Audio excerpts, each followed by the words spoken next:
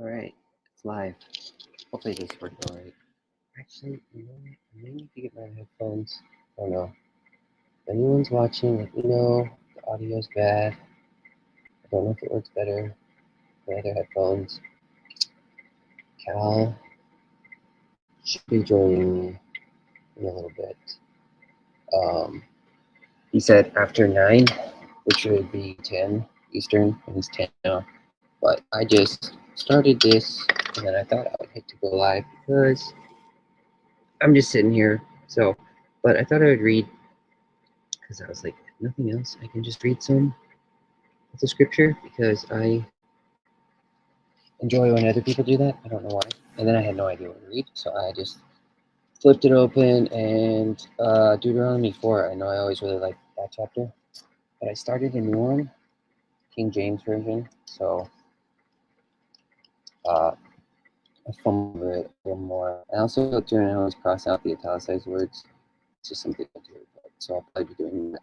Might be pausing, but anyway, just thought I could do that to kill some time until the other bros get in here. Yeah, so anyway, Deuteronomy chapter 4. Now therefore hearken, O Israel, unto the statutes and unto the judgments which I teach you, for to do them, that ye may live, and go in and possess the land which the Lord your God of your fathers giveth you. You shall not add unto the word which I command you, neither shall ye diminish aught from it, that ye may keep the commandments of the Lord your God which I command you. Your eyes have seen what the Lord did because of Baal Peor, for all the men that followed Baal Peor, the Lord thy God hath destroyed them from among you. But ye that did cleave unto the Lord your God, alive, every one of you, this day, behold, I have taught you statutes and judgments, even as the Lord my God commanded me, that ye should do so in the land whither ye go to possess it. Keep therefore and do them, for this is your wisdom and your understanding in the sight of the nations, which shall hear all these statutes, and say, surely this great nation is a wise and understanding people. For what nation is there so great, who hath God so nigh unto them, as the Lord our God is in all things that we call upon him for? And what nation is there so great, that hath statutes and judgments so righteous as all this law, which I set before you this day? Only take heed to thyself, and keep thy soul diligently, lest thou forget the things which thine eyes have seen, and lest they depart from thy heart all the days of life, to teach them to thy sons and thy sons' sons, especially the day that thou stoodest before the Lord thy God in Horeb, when the Lord said unto, gather the people together, and I will make them hear my words, that they may learn to fear me all the days that they shall live upon the earth, and that they may teach their children. And ye came near and stood under the mountain, and the mountain burned with fire unto the midst of heaven, with darkness, clouds, and thick darkness. And the Lord spake unto you out of the midst of the fire. Ye heard the voice of the words, but saw no similitude, only ye heard a voice. And he declared unto you his covenant, which he commanded you to perform, even 10 commandments, and he wrote them upon 2 tablets of stone. And the Lord commanded me at that time to teach you statutes and judgments, that ye might do them in the land whither ye go over to possess it. Take ye therefore good heed unto yourselves, for ye saw no manner of similitude on the day that the Lord spake to you in Horeb out of the midst of the fire, lest ye corrupt yourselves and make you a graven image, the similitude of any figure, the likeness of male or female, the likeness of any beast that is on the earth, or the likeness of any winged fowl that flieth in the air, the likeness of anything that creepeth on the ground, the likeness of any fish that is in the water beneath the earth, lest thou lift up thine eyes into heaven, and when thou seest the sun and the moon and the stars, even all the hosts of heaven, shouldest be driven to worship them and serve them, which the Lord thy God hath divided unto all nations under the whole heaven. The Lord hath taken you and brought you forth out of the iron furnace, even out of Egypt, to be unto him a people of inheritance, as ye are this day.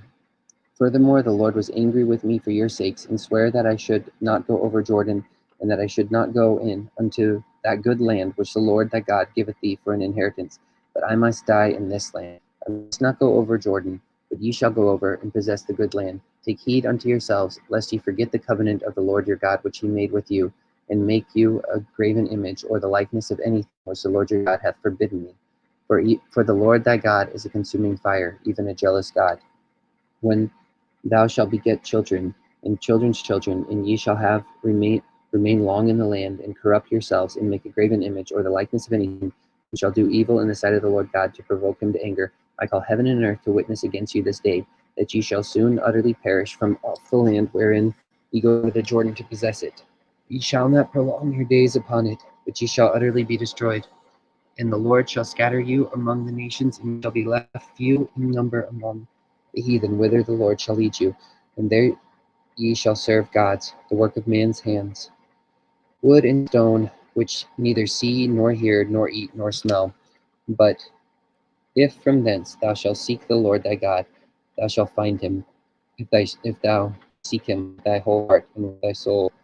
When thou art in any tribulation, and all these things are come upon thee, even in the latter days, if thou turn to the Lord thy God, and shall be obedient unto his voice, for the Lord thy God is a merciful God. He will not forsake thee, neither destroy thee, nor forget the covenant of thy fathers, which he swore unto them. For ask now of the days that are past, which were before thee, since the day that God created man upon the earth, and ask the one side of heaven unto the other, whether there has been any such thing as this great thing, or hath been heard like it. Did ever people hear the voice of God speaking out of the midst of the fire, as thou hast heard, and live? Hath God essayed to go and take him a nation from the midst of another nation, by temptations, by signs, and by wonders, and by war, and by a mighty hand, and by an outstretched arm, and by great terrors, to all that the Lord your God did for you in Egypt before your eyes? Unto thee it was showed, that thou mightest know the Lord God, the Lord he is God, and there is none else besides him. Out of heaven he made thee hear his voice, that he might instruct thee, and upon earth he shewed thee his great fire, and thou heardest his words out of the midst of the fire. And because he loved thy fathers, therefore he chose their seed after them, and brought thee out in his sight with his mighty power out of Egypt, to drive out nations from before thee, greater and mightier than thou art, to bring thee in, to give thee their land for an inheritance, as it is this day. Know therefore this day, and consider it in thy heart, that the Lord he is God, in heaven above, and upon earth beneath. There is none else. Thou shalt keep therefore his statutes and his commandments, which I command thee this day, that it may go well with thee, and with thy children after thee, and that thou mayest prolong thy days upon the earth, which the Lord thy God giveth thee forever. Then Moses severed 3 cities on this side of the Jordan toward the sunrising, that the slayer might flee thither, which should kill his neighbor unawares, and hated not times past, and that fleeing unto one of these cities he might live, namely Bezir in the wilderness, in the plain country. Luke here. Let's see, it's Cal's idea. I wasn't going to do it this early, but Bezir in the wilderness, in the plain country of the Reubenites, and Ramoth and Gilead, and the Gadites, and the Golan and Bashan, and the Manassites. And this is the law which Moses said before the children of Israel. These are the testimonies and the statutes and the judgments which Moses spake unto the children of Israel after they came forth out of Egypt, on this side of the Jordan, in the valley over against Beth Peor, in the land of Sihon king of the Amorites, who dwelt in Heshbon, whom Moses and the children of Israel smote after they were come forth out of Egypt. And they possessed his land, and the land of Og king of Bashan, it's the giant guy, 2 kings of the Amorites, which were on this side of the Jordan toward the sunrising, from Hor, which is by the bank of the river Arnon, unto Mount Sion, which is in Hermon, and all the plain on this side of the Jordan eastward, even unto the sea of the plain, under the springs of Pisgah. That's how you see that. Yeah, so there, I read a chapter. Someone else get in here. Gosh. Luke, hop on. Yeah, I don't have any plans for today. I literally just woke up, but then Cal said, let's do a live stream, so I thought I'd start it up. So I'm just chilling here. Don't know what else to read. I'm on Jacob's channel, so I usually hesitate reading some of the New Testament stuff. Although, to be honest, it'd be really cool to get Jacob and Ezzy and Joseph to kind of go through the gospel sometime and actually give their opinion on what Jesus is saying on certain things. So I have a feeling it would probably read a lot different to them, most of the things. And there's certain things that are just still extremely mysterious, or just weird, and I don't know what they even mean. Well, a guy I know quoted it the other day, and what was that weird part where Jesus says, if you receive a prophet in the name of the prophet, you receive a prophet's reward? What the hell does that mean? I don't know what that means. So I asked, and I didn't get any response because I don't think people really know what that means. As far as I understand, I think it's something like giving goodies, like presents or something. But I feel like that's probably not what Jesus meant when he said that. I don't even remember where it is in here. Anyway, if no one's gonna hop on, I may just pause this. Well, not pause the stream, but go find something else and wait for other people to get on here. The link's out, so they can get on when they want. Because it wasn't my idea to stream. Rejection of profits reward. I don't know what that means. Tell me what it means. Tell me what it means. Well, I'm gonna tell them it's going, so we'll see what happens.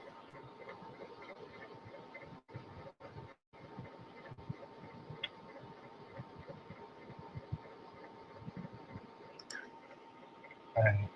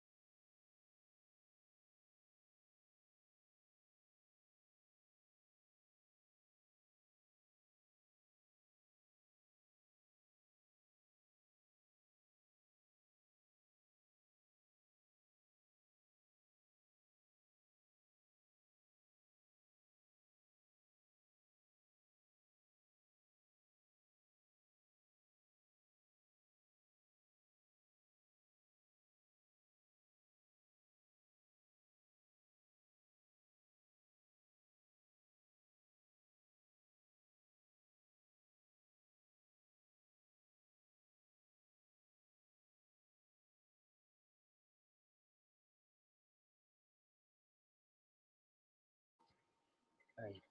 It wasn't too long. So Cal said he's on his way. He also said, what was it? When I asked what we should call the stream, he didn't get back to me in time, so I just named it Saturday Morning Loons. But he said Death and Hades were thrown into the lake of fire. So I guess that's what he wants to talk about. Oh my gosh. With this background music, how do I do this? Dance pop. What? Feeding the ducks. What does that mean?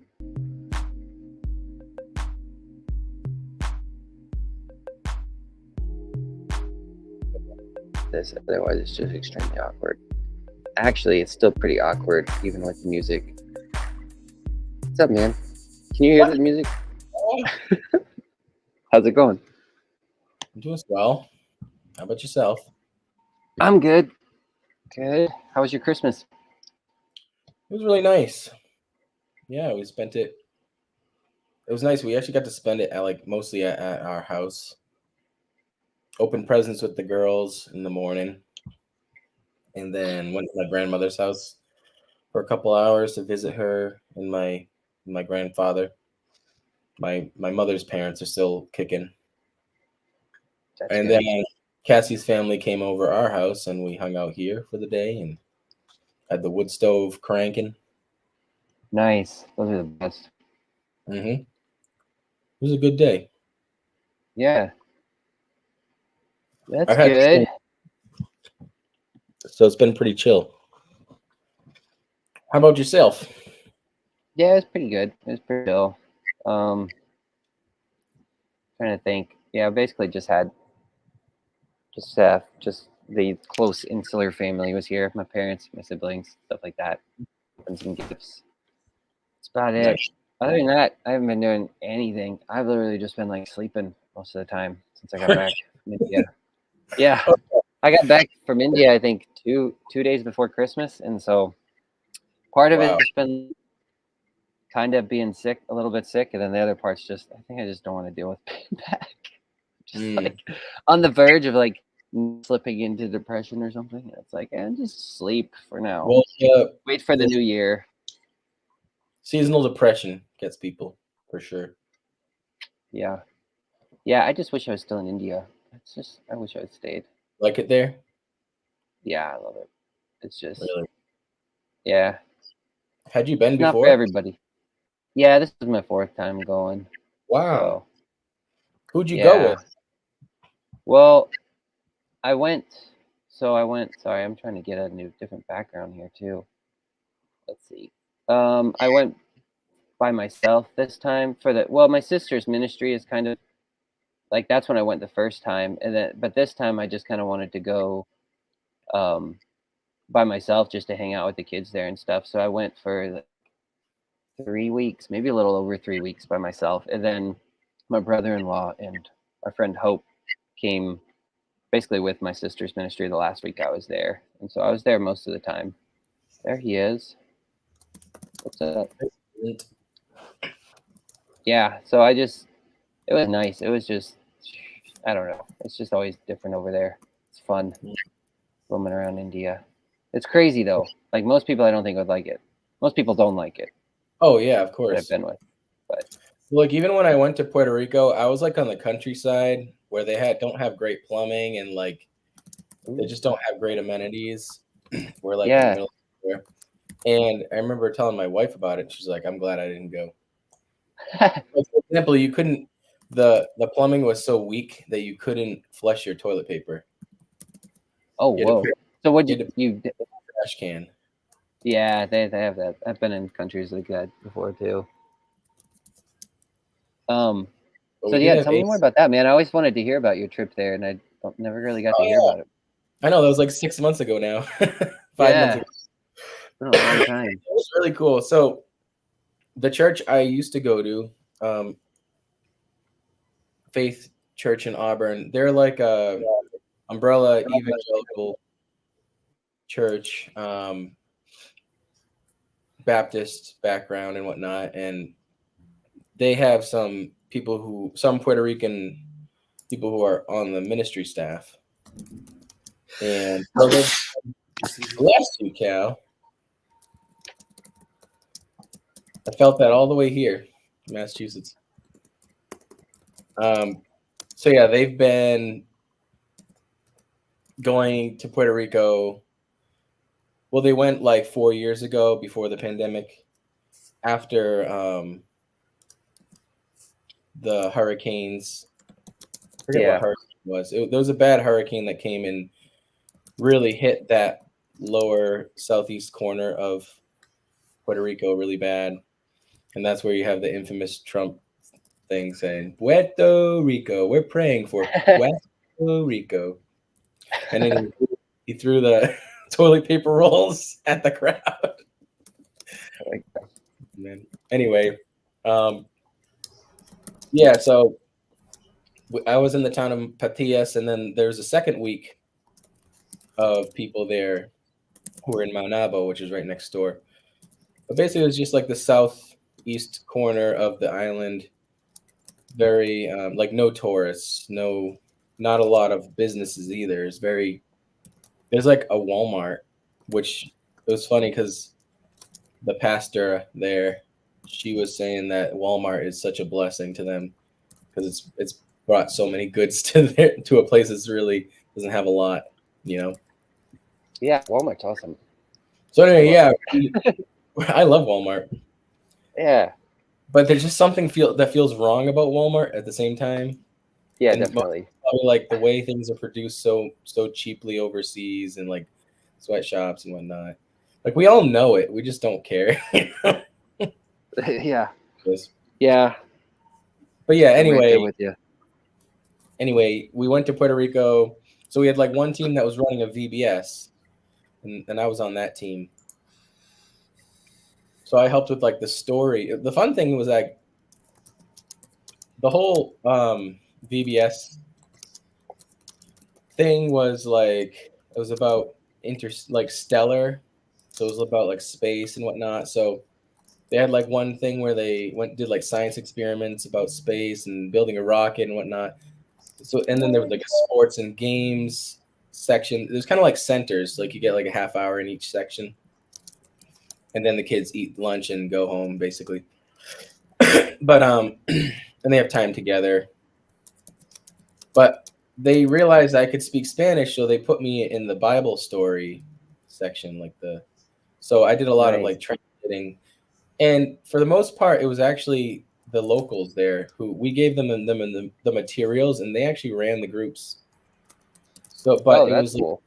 But it was like the American counselors and the American teachers who were there with us who like didn't understand what the old ladies were saying. So I was trying to translate like a little bit just so they could get like grasp the general idea of the Bible story. But it was really neat, really powerful experience for sure. And then there was another group with us, mostly men, a few women, who worked on some houses that had been destroyed. That's cool. Yeah, more construction work and everything. Yeah, exactly. There's a construction team. One day I went and helped with the painting on the construction team, like after we were done. It was really fun. So yeah, it was nuts. It was really beautiful there. It was really hot, but it was really powerful. Yeah, because you went right in the middle of the summer. Well, that's cool, man. Was this the first trip you'd been on, like mission trip, or overseas? Yeah, I've never been on a mission trip overseas. Yeah, you got back? What's that? Are you planning on going back?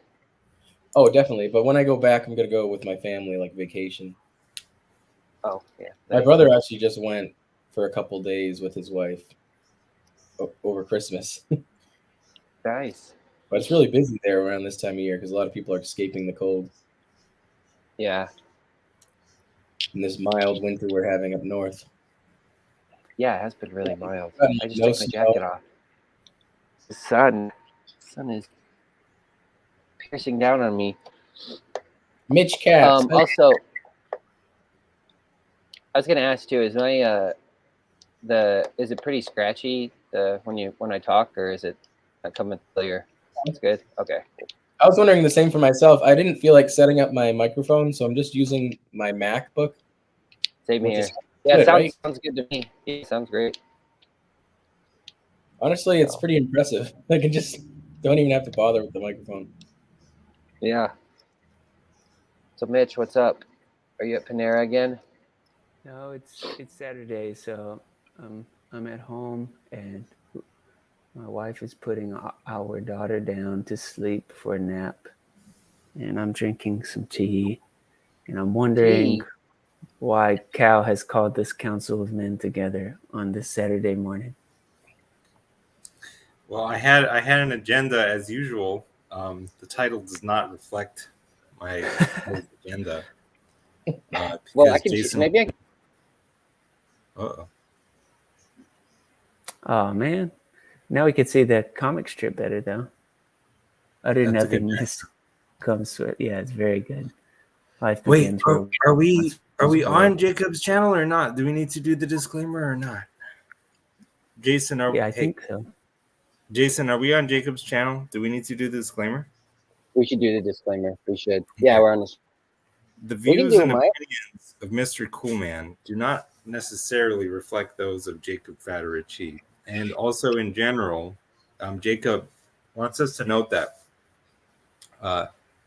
he is against, idolatry, and he considers the doctrine of the Trinity to be idolatry, and other things, and I'm not sure what they all are, but he's against idolatry and including certain ideas. So that's it, right?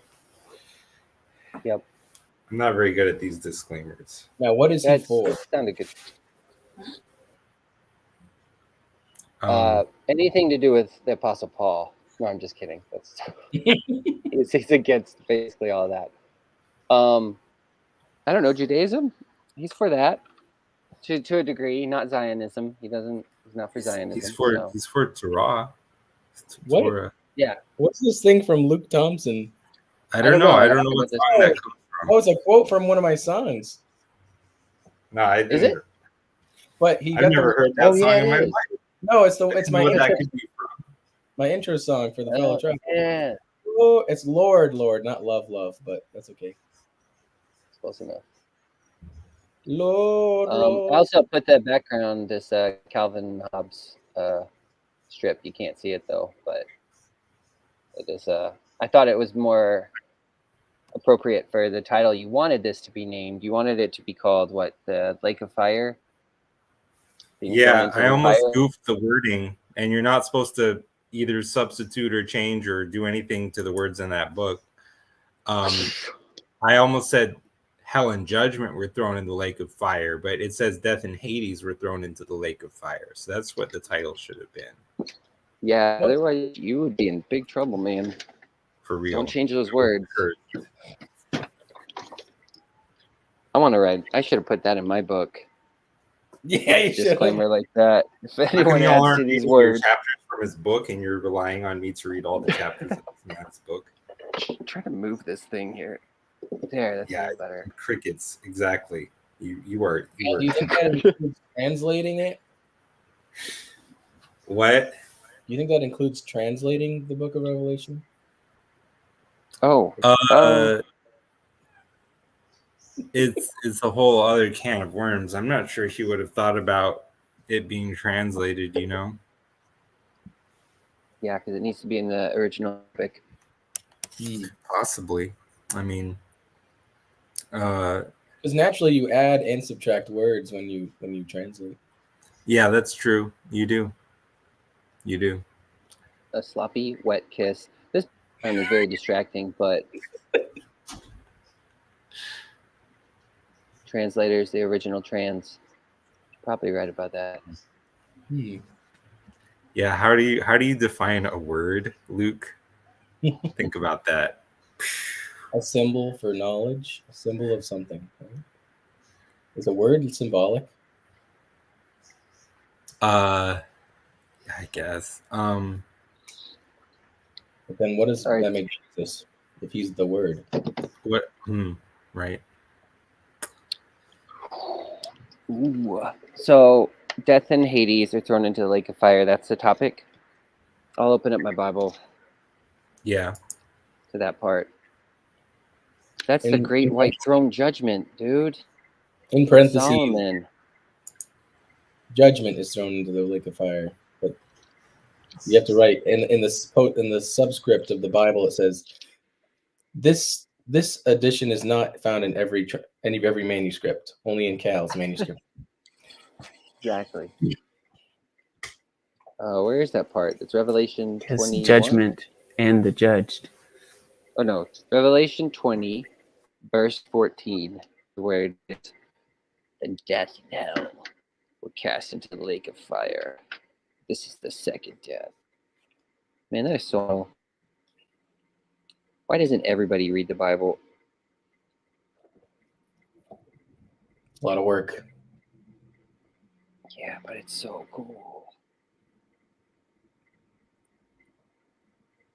So death, is that a Thanos? Is that what we're going to talk about? Like from the Marvel movies? I'm pretty sure that's what his name means. You could look up the Greek on Thanos was cast into the lake of fire. I'm doing it right now. Isn't that Necron or something like that? Actually, I can do that on my phone. Oh, you might be right. Let me see. I only know that because in the Orthodox Church at Easter, they sing this song, Christos anesti. And it mentions something about necron, which is something about death.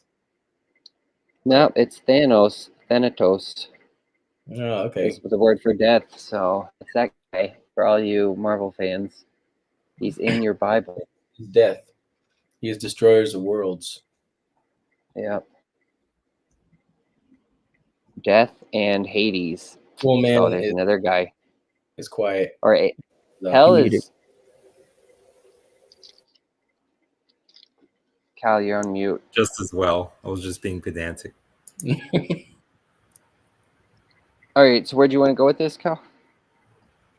Oh, you know that I will go all up and down, left and right, all over the place. That's what the ladies like to hear. Everybody have their bottle of whiskey ready? I guess every time Cal says permissive and The drinking game is more so whenever I do my fake algebra and talk about X and not X. oh, But guys, like, wait, did we read that part yet or no?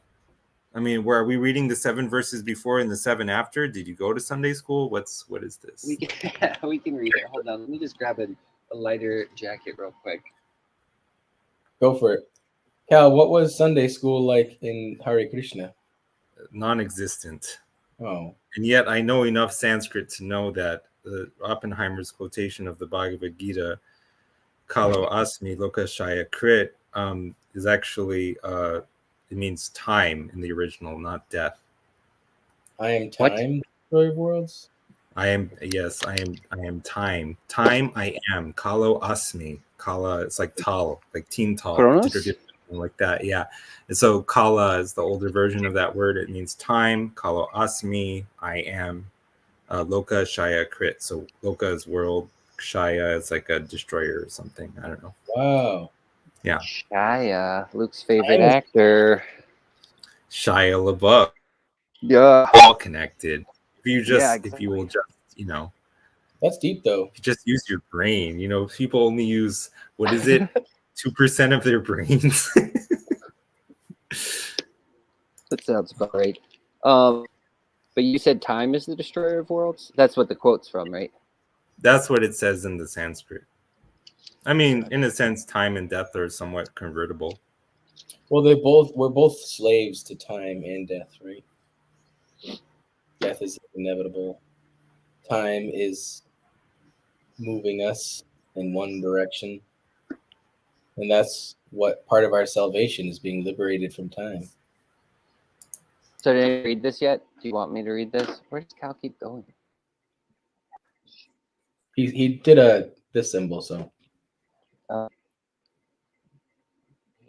no. What does that mean? Well, Yeah. should I read through this or should I wait for him to come back to read through it? Read through it. Are we reading Here. the whole chapter? All right, Yeah. I'm doing it.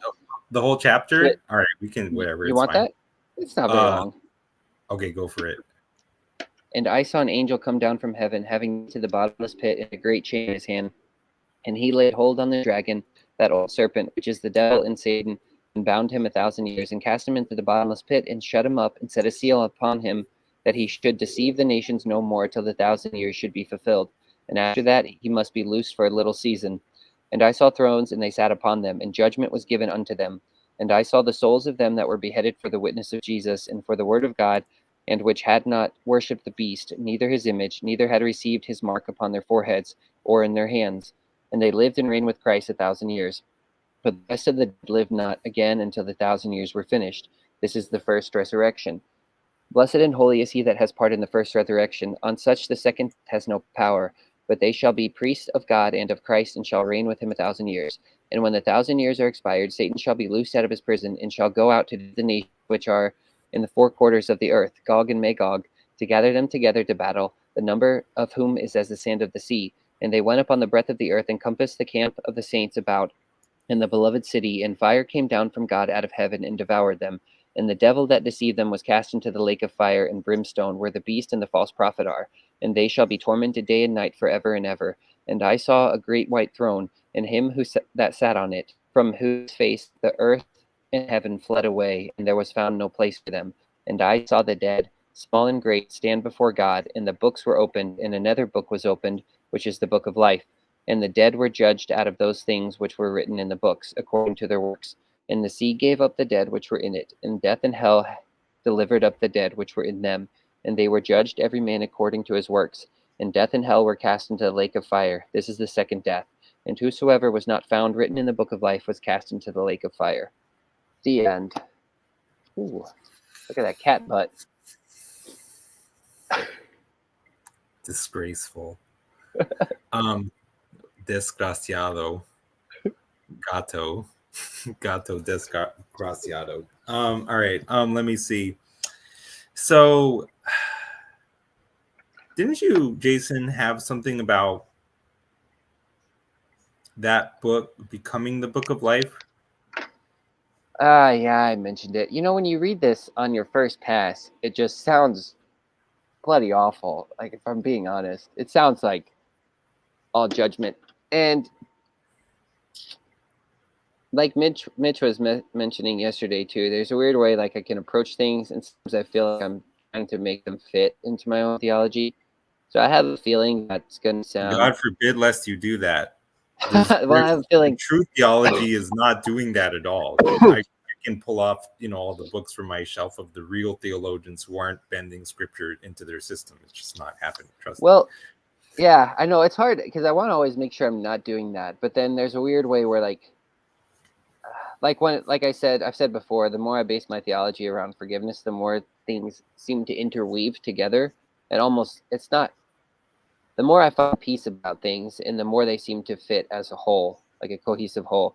And so if I Jesus' think basically interpretation of what was revealed before looks like bending it, at least looks like, then that tells you something about the nature of interpretation. Yeah. So basically, I think what I was saying was, you're given this whole book is incredibly mysterious. So you're given, like, before this, it talks about the second death. He's talking about thrones, and these people are set on thrones. And then after that, it talks about a great white throne. But then there's earlier parts in this book where Jesus says, if you'll be rewarded to sit on your throne, which is my throne, which is the Father's throne. So there's this weird way it's like kind of all working together. And so if you're judging people's works, then the book is open and you're supposed to judge their works, right? And so I was basically saying, if the people set on these thrones are the chief of all sinners, if Christ came into the world to save sinners, it's like God himself sits on the atonement seat or the mercy seat. So that would mean every throne that is set up is something like that. And the only way to achieve that is through he was forgiven much, loves much. So if you set the chief of all sinners on a throne of judgment, he's going to deal in mercy. And so you're judging people's works. It's kind of like this just gets transformed into, I don't know why you wouldn't have mercy. If someone's brought before me and they say, judge this man, here are his works and his deeds. I don't know how you don't, like you're talking about earlier, seek to understand. Like if you're actually seeking to understand, you would probably have mercy on that person. And then once you have mercy, the book that was death is transformed into the book of life. That's very good. That's very, very good. But like I said, that feels like I'm kind of just bending it to my own theology, which I might be doing, but it seems to kind of have a cohesive whole to the entirety of the book, all of Scripture to me. Well, what I like about Revelation is its keen appreciation of how just as in Daniel, the Ancient of Days and the youth are sort of seen side by side and are in that sense equated. Revelation is in a stronger way blurring the lines between God the Father and God the Son, in its depiction of Jesus with white hair, like the Ancient of Days, and he is seated on the great white throne judgment. All judgment has been commended to him, and yet he says, to him who conquers, I will give the right to sit at my right hand, which, that in the creeds, the right hand of the Father is Jesus' own place.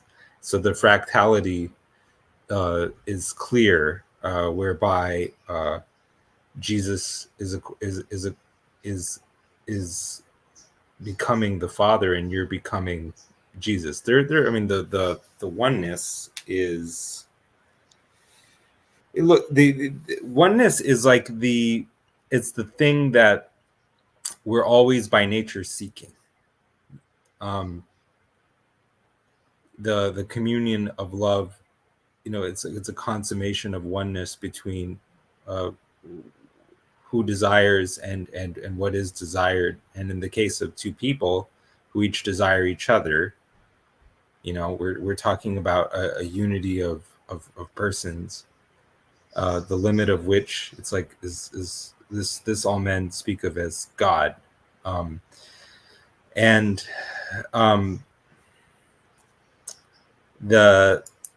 we see Revelation. So I mean, we're talking about like the great white throne judgment. To me, with that, the second death is like the test of universalizability that we all will be made to pass, or will be judged under that rule. When we die, we are going to see the impact that our actions had on others from the viewpoint of those whom our actions affected. Then, based on what our actions were, the judgment will either go well or ill for us. And the reason why that is in God we live and move and have our being, and he called them gods to whom the word of God came. The theologians in sort of classical theism, they would say, in explaining the doctrine of divine simplicity, that everything that is in God is God. And I think that if you marry that with Acts 17:28, I know that's a little bit fast and loose for now, but then you get a sense of what I'm talking about. And I wrote here, the measure of an identity's integration is to what degree it can withstand the test of universalizability, which is its own judgment. Also, in a certain way, maybe more than one way, God's judgment. So it's like, and the test of universalizability on that last day, so to speak, everything offensive to others, everything that was unfair, everything that one would not have abided if one had been in that position oneself, is noticed and judged. But I am suggesting that in the end, just as death and Hades are thrown into the lake of fire, so judgment itself is noticed and judged.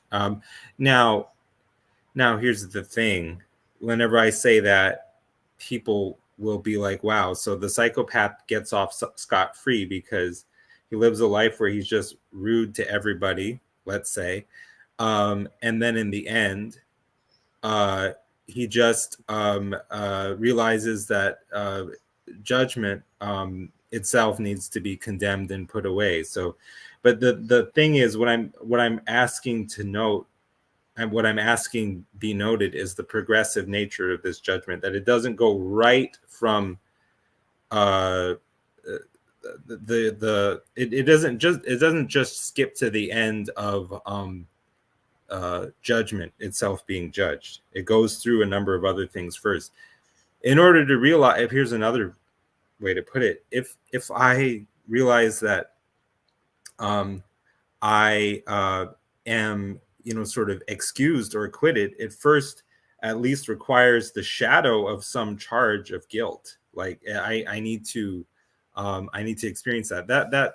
That's related to what Jason is saying in a way.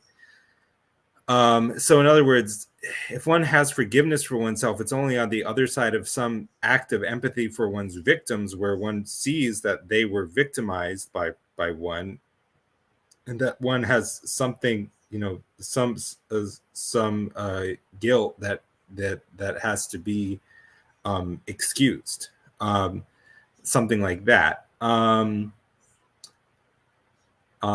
So I don't know. I mean, there's all. And I wrote here that it's germane to my question of how to love others more, and how to make Christ incarnate in my own life. Because in some sense, what it involves the realization of is paradoxical, kind of almost non-dual, kind of Zen-like realization, where it would mean realizing that Christ is maximally incarnate in my life right now. That in some sense, there's nothing more to do. It's not that normative condition of being under judgment, like, oh, like I need to do something different right now. I mean, if you try to live that, there's a way that rule breaks. It kills itself.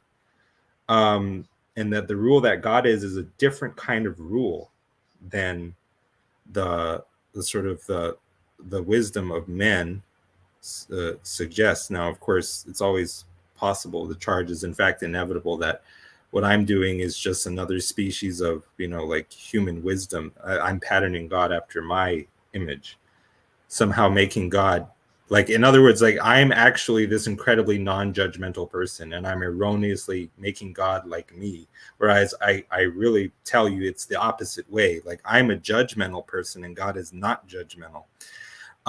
But this is where the test of things is this is where the gauntlet is going to be thrown down. Two competing conceptions of the Holy One are going to be matched, and one will be thrown into the lake of fire. And there's a certain point after which I'm just sort of content to let reality, with its own inherent selection principle, and it basically God do his work. I have something that's kind of related, but it's kind of a tangent off because I was just looking at the passage. But I basically get what you're saying, Cal. And Mitch is sitting there thinking, listen to this mental gymnastics that I was doing. No, just kidding. I'm kidding. You need mental gymnastics to square the great white throne judgment with what Paul says about. I know. They're inescapable. The question is just where are you going to, what gym mat are you going to do them on? That's all.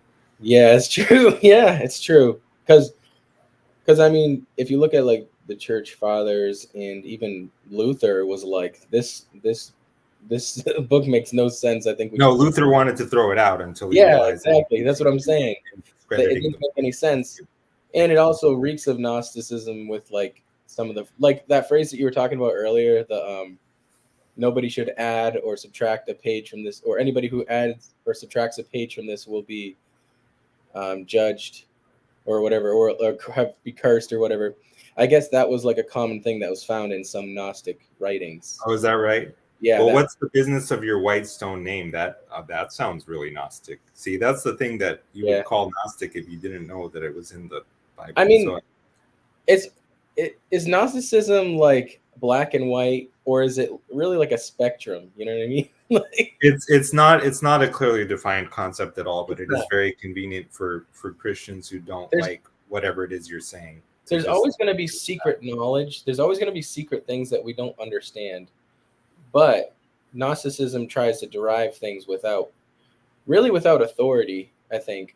And that was like the big debate in like the early centuries of the church, was like, these Gnostics don't sound anything like the apostles when they talk. You know what I mean? And that I don't think I sound very much like the apostles either. Well, I mean, maybe in some respects, but maybe not. Yeah. Like, so I don't know. And I feel like every tradition has its own Gnostic tendencies, where it's like it's deriving hidden knowledge from passages or private revelations. Here's a related question, because if it's true, it should sound like the apostles. Well, I mean, if I take the New Testament seriously, should I expect Jesus to be recognized in the present day if he were to come back? No, probably not. Well, then how good are we at judging the resemblance of? It's true. So it's great mysteries. But my other point too was like, and I always found this really difficult when I was younger reading the Bible, because my dad instilled in me that whole concept of like, we're justified by faith, meaning like we're saved by faith essentially, or saved by grace through faith. But you have like, and I always thought like that meant there are no judgment of our deeds. You know what I mean? Like if we believe, then like we're kind of scot free, even if we do messed up. But I always found it difficult to read this, like, where it says I think it's in verse 12, and I saw the dead, great and small, standing before the throne, and the books were open. Also, another book was open, which was the book of life. The dead were judged by what was written in the book, by what they had done. Correct. So I found that interesting, like, and it doesn't seem to divvy up like the believing dead were not judged by their works, but the reprobate dead were judged by their works. It seems like everybody's judged by our works. You know what I mean? According to Revelation, and according to a lot of what Jesus says too. So it's like, I wondered how you guys grapple with that tension. Mitch, you gave a thumbs up. Go. I like the way it was put one time, and it's interacting with maybe Romans 5, I can't remember, but you get this image of being brought before the judgment seat and every mouth being stopped, as if to say nobody has anything that they can say for themselves. Nobody can say, oh, this judgment isn't fair. And the judgment for all of man will be a guilty verdict. And for those who are trusting in Christ, he says, no, I've taken his judgment on myself, and he can enter into his Father's rest. So that's how I see it. But Christians are repenting people. So no one gets off the hook for anything in some sense. I don't know if it's true that Christians are receiving judgment throughout their entire life, for their sins in some ways. Whereas if you can imagine a reprobate person constantly deflecting the judgment and searing their conscience, and not sure if that's the best way to talk about it or not. Yeah, I mean, when you were talking about everyone's mouth being stopped, I wrote the following question: Why is their mouth stopped? Is it by force that they still continue to view themselves as justified, but they just are now deprived of the power to speak for themselves? Or is it because of a recognition of hypocrisy on their part? But then if we're going with the latter, see, Christians don't like to take it to its conclusion, but the question becomes, can it be accounted as sin to you unless you yourself view the act as sinful, or like this contradiction within your identity ultimately? Like because I really do think that this is wrong, and I really see how it's wrong, and I'm continuing to do it, because I think that there's some stuff, like, I don't know to what because most people who have like same-sex attraction, let's say, they'll tell you that they didn't choose to have it. I wonder to what extent it's possible for them to really feel condemned for that kind of attraction. I wonder stuff like that. I mean, I'm not saying I know that they don't view it as a sin, or they have no grounds to view it as a sin, but I am, these are questions that get opened up, and we that's the point where normally we just revert to treating it like it's a book of rules, and it has nothing to do with what you yourself consider or count as sinful. Yeah, I wouldn't pretend to have the answers to these questions. On your first one, I could see it being either or both. But I think you've talked about before, and I think I agree with you, that I think it will be obvious. I think it will be obvious that the guiltiness. I don't think there will be any deception left. And then, you do get the idea where if there's something that's out of your control, how can you be accounted for it? Or But see, what I really think, thought about this in connection to, I'm sorry if I'm just running over you, if you need to finish. But what I thought about this in connection to was about how, if you're taking like the picture of what is desirable and good as the image of God, which is like the integration of differentiated parts, you can see the marriage of man and woman is the ideal because it is the integration of differentiation, right? Because it's a man, there's just one profile of attributes, and a woman, which is a different one.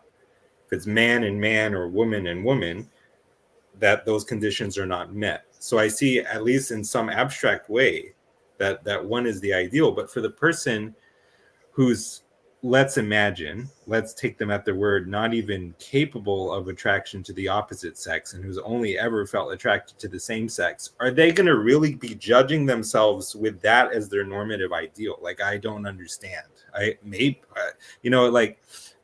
just that's where I would start to question. So it might be that for them, the basis on which the judgment is rendered is going to be different. If they really had, how to put it, if for them the opposite sex attraction was never really an option, then I imagine the basis of the judgment is going to be different. Sorry, that was what I was going to say.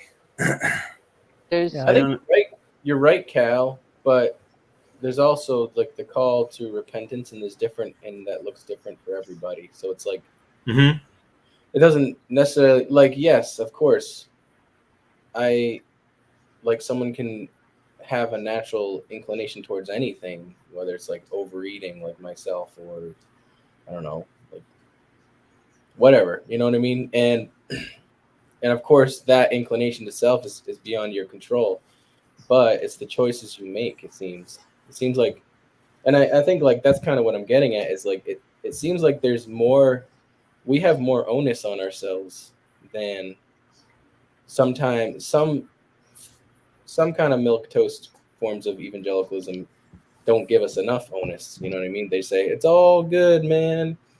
You said the prayer, you did the thing, now you're good. You know what I mean? But it seems like what Revelation and what a lot of what Jesus says is talking about,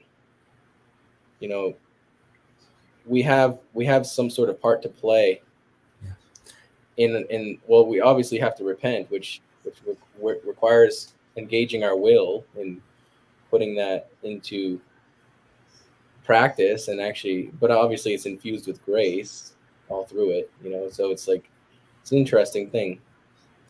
I guess, the evangelical mistake in many cases is to just miss the extent to which Jesus is to become incarnate in your life, and through that's how the atonement happens. And it's not punctiliar, but it's through your life. But the other thing I was going to say was, I can imagine, for example, that a person who has had basically a series of sterile, or like literally unproductive relationships might think that in the end there was a better use they could have put to their life, although they would have to think that themselves in order for the charge to stick, so to speak.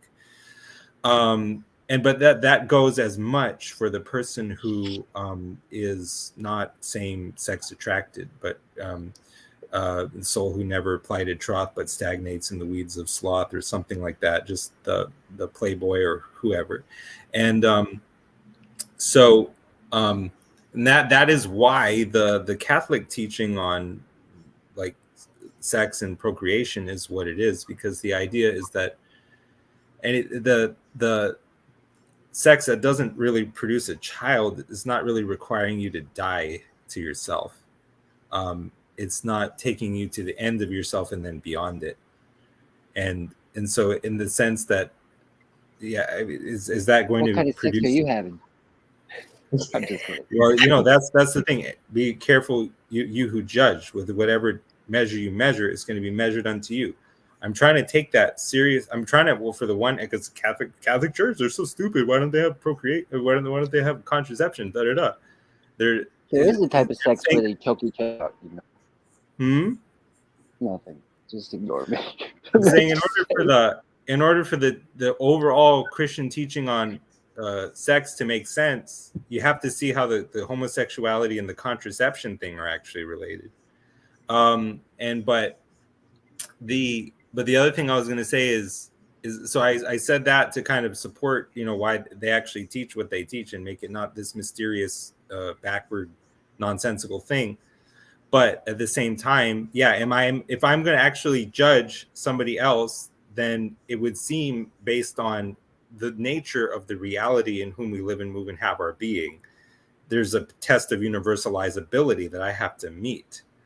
And then you can just say, well, how many kids do you actually have? Well, shouldn't you have more, or shouldn't you have more, whatever, right? So like, yeah, no, 100%. That's why I wouldn't want to be finally in the position of the accuser against anyone. Well, there's, I'm kind of right with you, Cal. There's a way, like, I've personally found it almost nearly impossible to talk about any type of sexuality with Christians because of the contraception issue. That just, all I know how to describe is it turns into like a bunch of snakes or twisted up knots in my head, and I can't make sense of it. But there is, I know in the old, so you have the Garden of Eden in Genesis 1, where it talks about, just a fruitful garden, things like that. And then if you go forward to where Abram and Sarai are trying to have a child and they can't have children, and she uses that same word. She says, shall I now have Eden, even after I am in old age? So she directly connects, in the scriptures is at least directly connected, the idea of child with being in the Garden of Eden, or pleasure. The word is translated pleasure, I think. And so pleasure is somehow connected to childbirth in some weird way. And I'm not claiming to understand I know all of it. Mitch said something earlier I was going to mention one, but it would redirect this off of some type of the sexuality aspect, probably. Okay.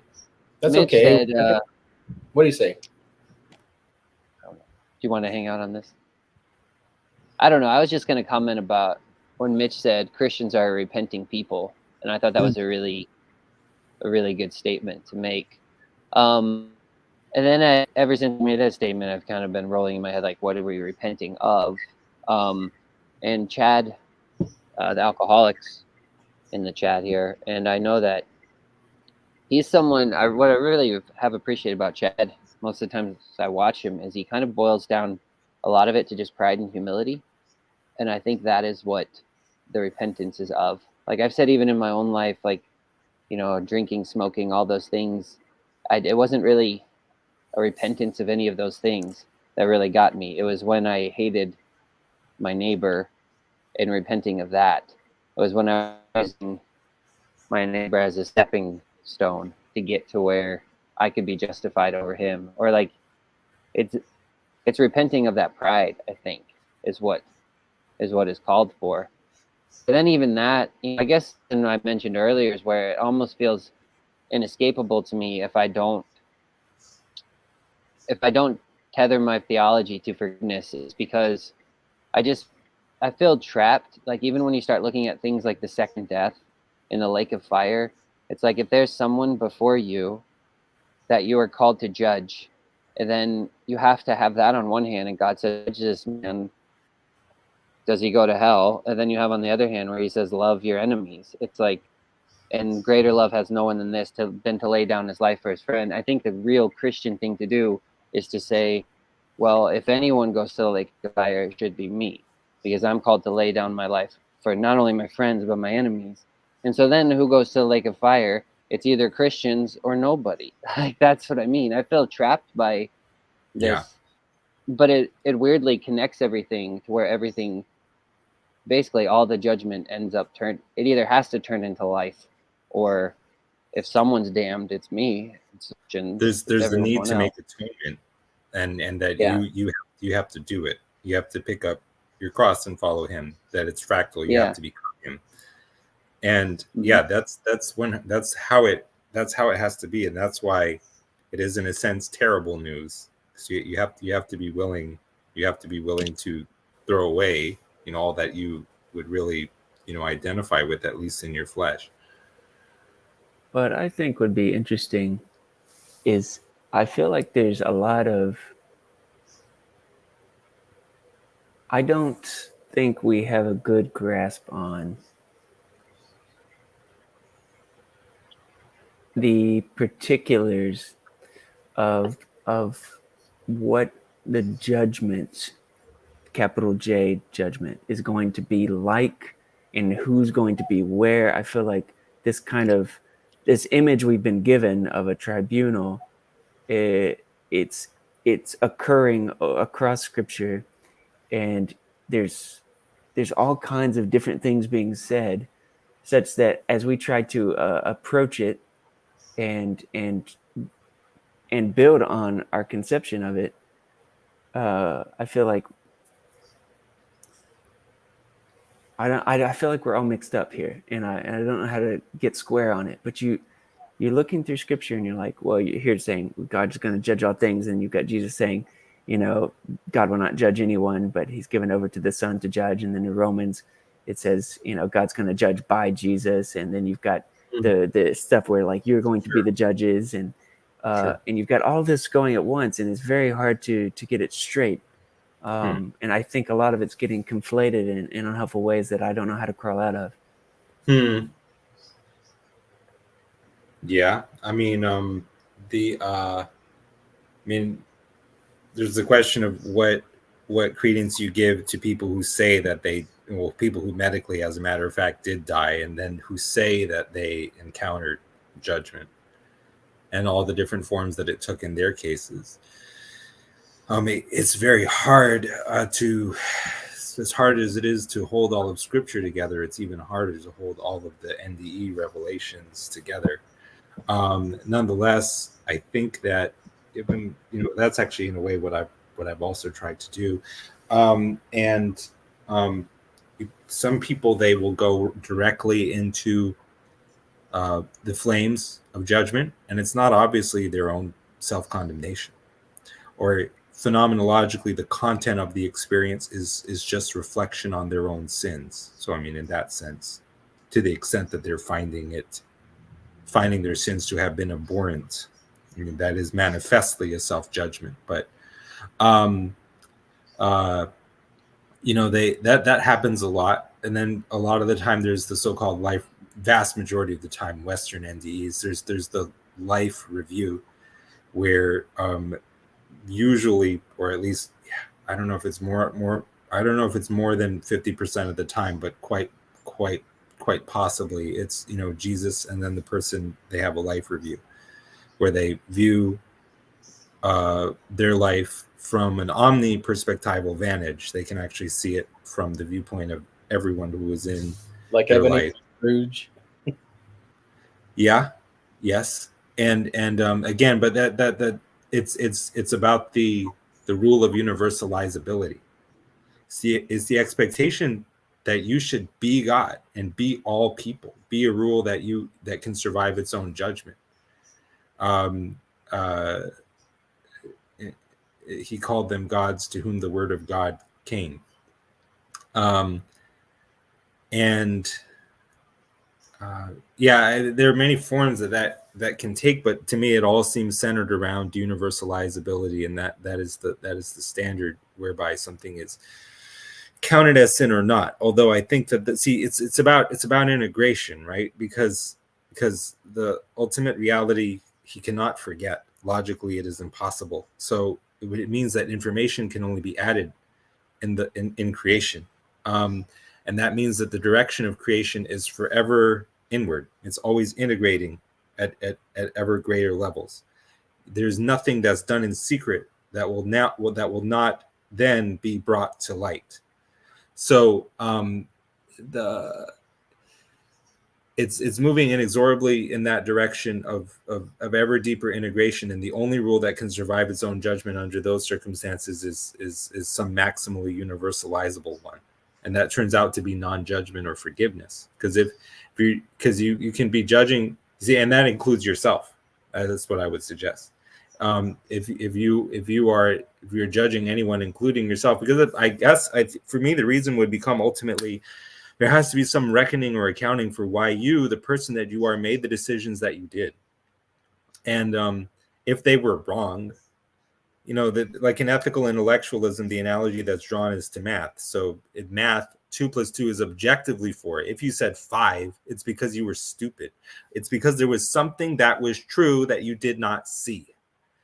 If we're making it something objective like this, something objective like this. So in the case of something being morally wrong, even just my judging other people, presumably if it's wrong, then there's something about reality that makes it wrong that I'm not yet aware of. If I become aware of it, then so a person is they have reasons for doing what they're doing.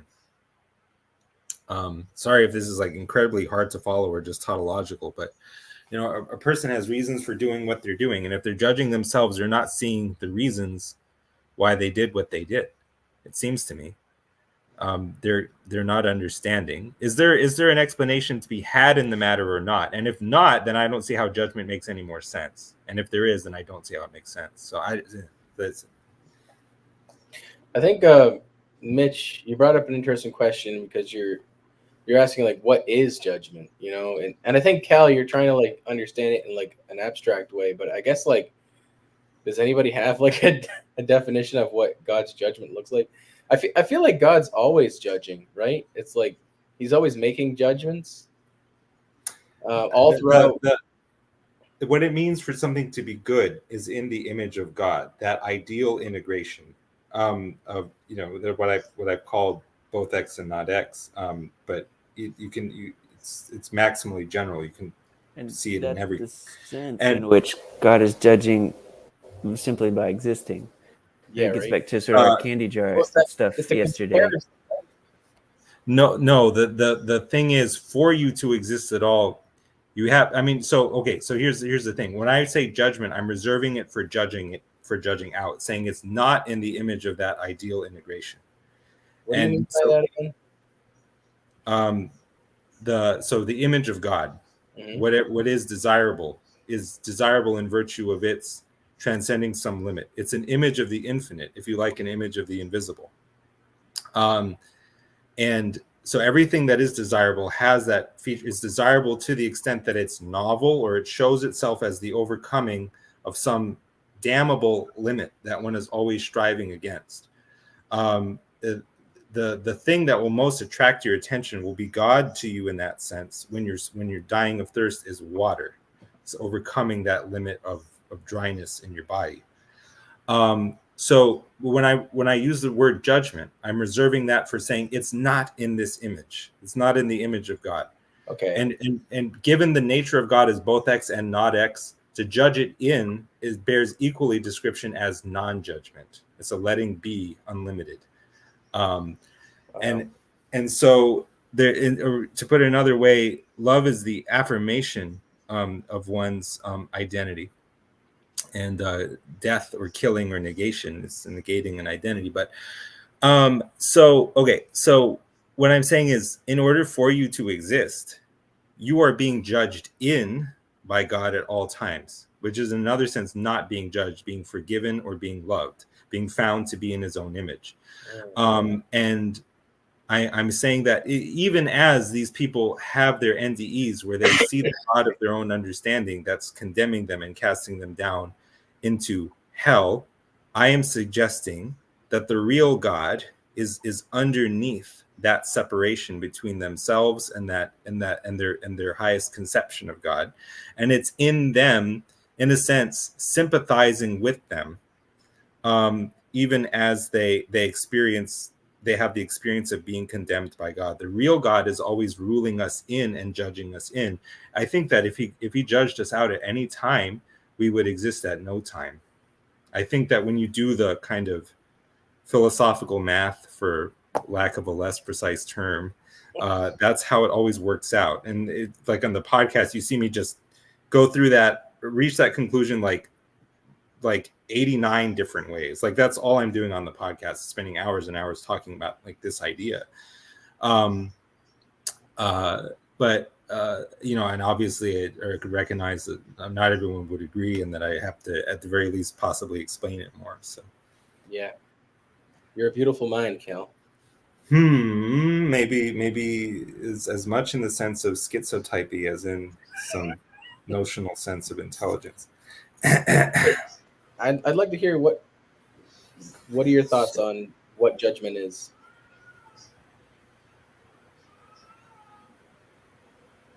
I hear a crying baby. Who are you asking, Mitch? Who are you asking? Mitch, yeah. Oh, did I not hear you, Mitch? Yeah. Because you asked the question, I was just curious. Like, what are your thoughts on it? No, I think the capital J judgment stuff is sort of getting lost in the sauce right now. I think it's, yes, there is a standard which you're measured against. And so when I see stuff in like Romans, like we're judged by God, God will judge you by Jesus Christ. And I think, well, maybe he's the standard of which you're being judged against.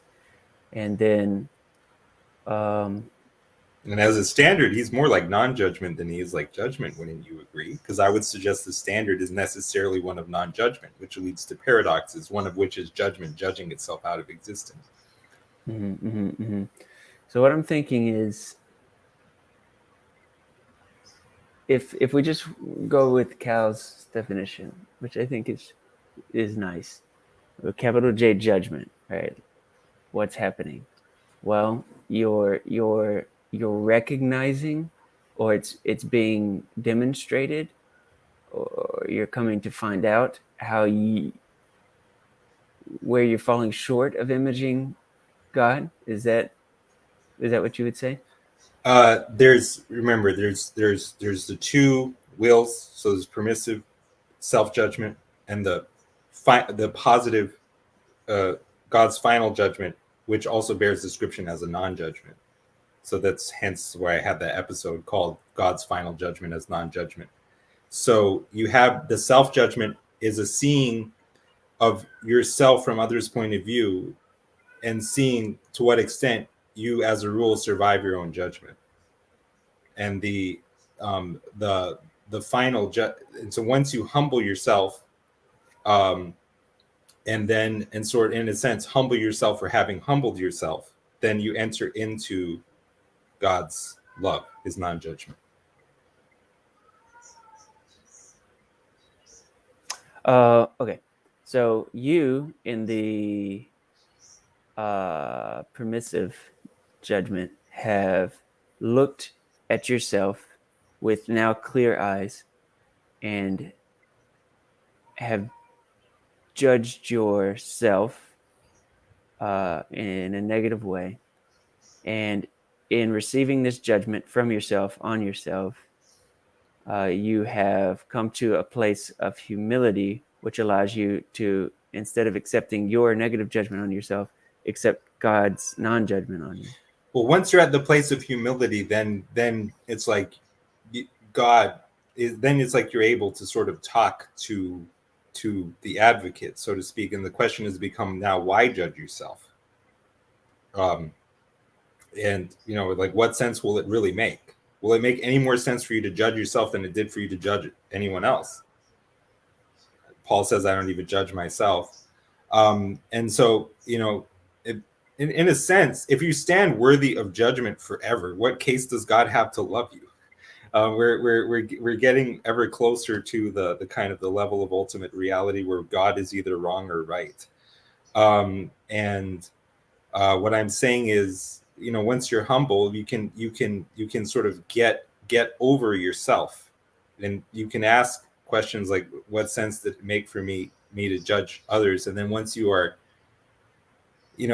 it's going to be that his love of you and your love of him and your love of yourself, it's like it's all one, it's all the same. And if you can't love yourself the way that he loves you, or accept his love if you're hating yourself. So you have to in a sense begin to see what he sees in you, And there's that way that love and judgment are kind of mutually exclusive. I'm not loving whomever I'm judging as out of the image, because to love is to see them as being in the image.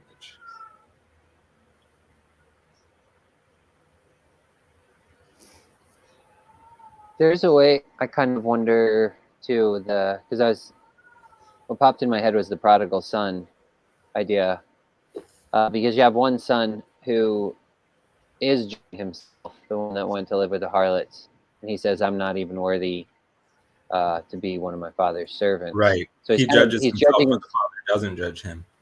Yeah, but it's weird. There's a weird thing where I kind of wonder, you have the other son who doesn't judge himself, right? Or if he is judging himself, he's judging himself as pure. And there's a weird way, like it's like because of the judgment, it's like the love tastes more, if that makes sense. Like it's like he actually tastes the fatted calf, where the other one, it's like there for him the whole time. He just can't see it or taste it or know it, because there's a weird way. The love is there whether the judgment's there or not, right? But it's weirdly it takes the judgment to almost like know it in its purity or something, or to know the fattiness of it or something like that. From the perspective of logic and duality, so at least it would appear. That's my response to that. Yeah, because it's there the whole time, and it's like I don't think it has to take that, but there's a weird way where, and it kind of brings to mind he who's forgiven much loves much, because it's like when you realize I am worthy of all damnation, yet for some reason I still exist. God still loves me. For some reason a person still loves me when no one should love me at all. It's like then you taste that love in its like most pure form or something like that. And I don't think it has to take that or should take that, because like I said, that love's there even when children are born, or it takes that love, I think, for a child to be born, or should take that love.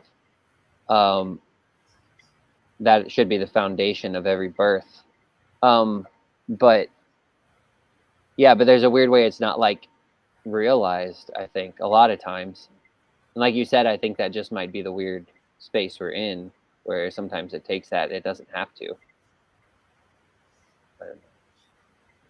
That's, I guess, is commenting on what you said, logic duality.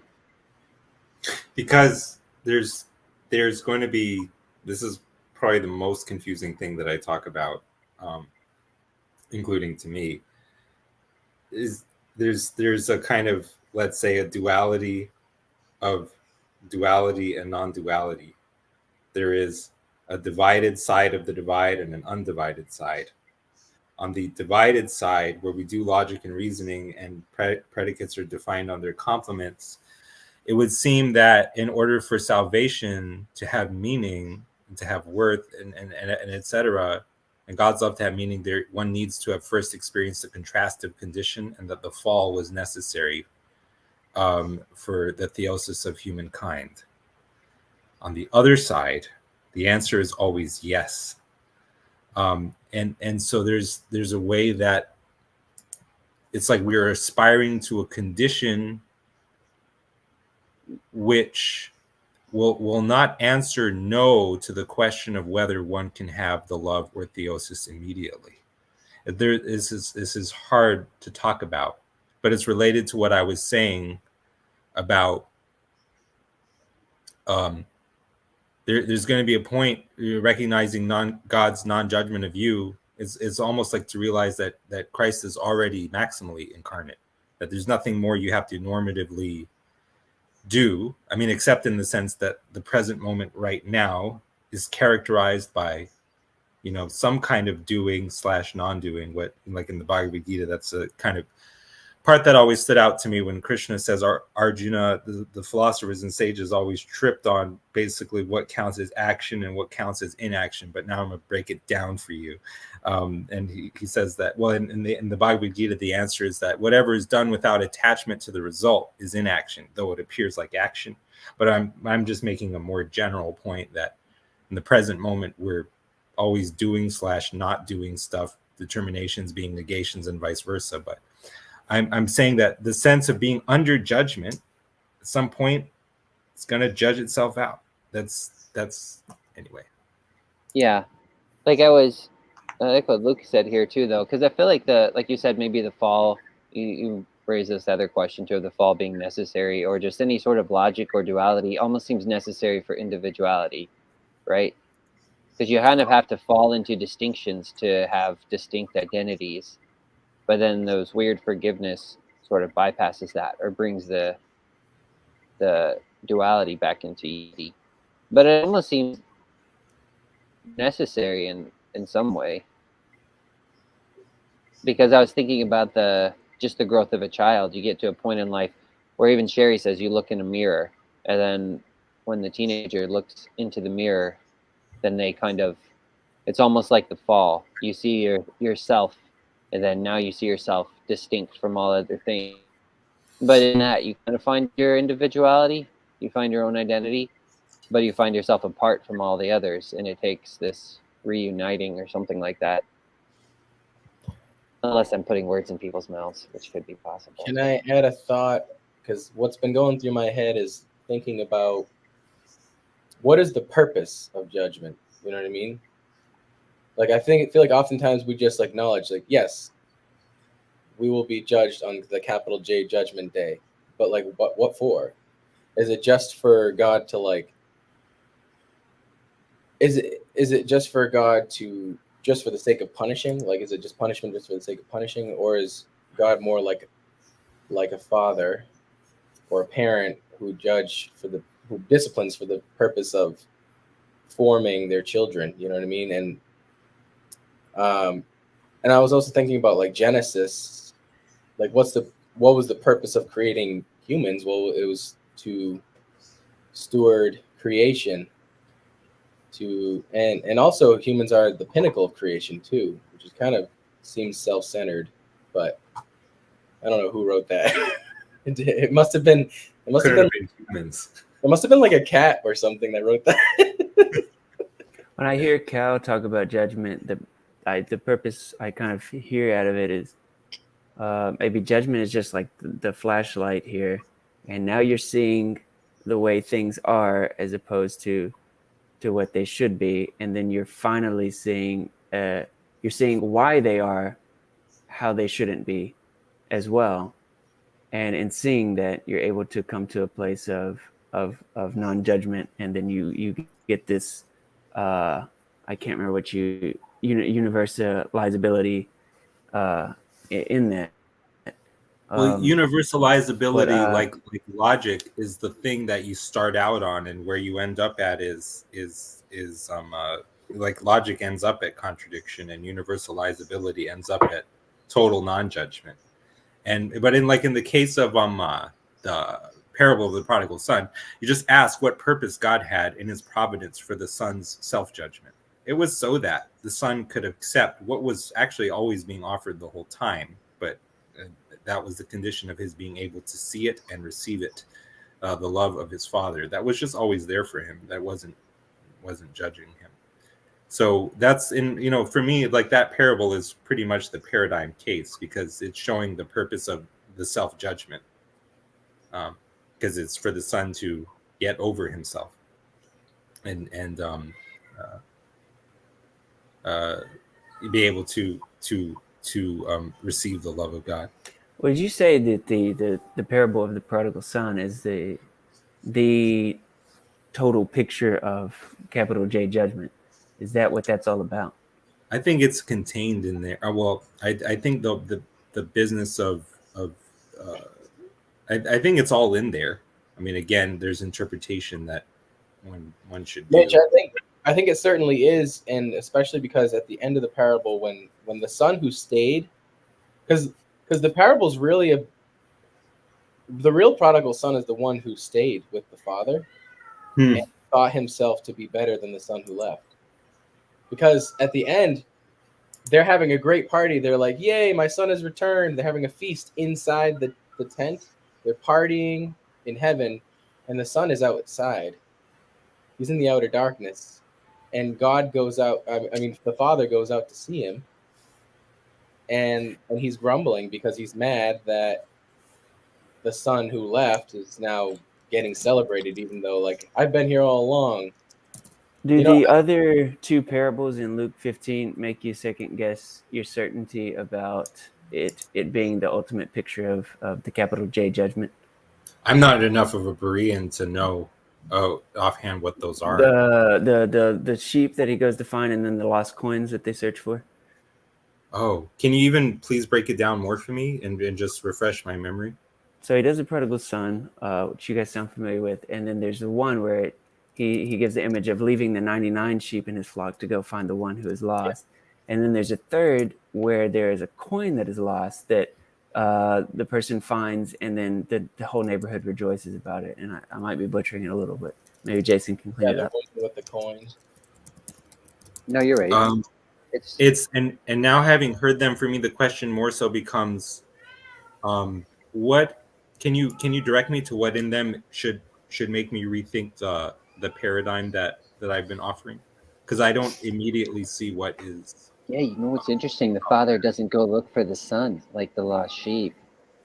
Yeah, I don't know if it would make you think your paradigm. I just wonder if it seems like we're getting a little cozy, putting the prodigal son story over the capital J judgment. You're just saying those stories have something about them that's different, like they do. This is going on, and you're saying shouldn't the full picture be something that like integrates all of the stories instead of just focusing on just one?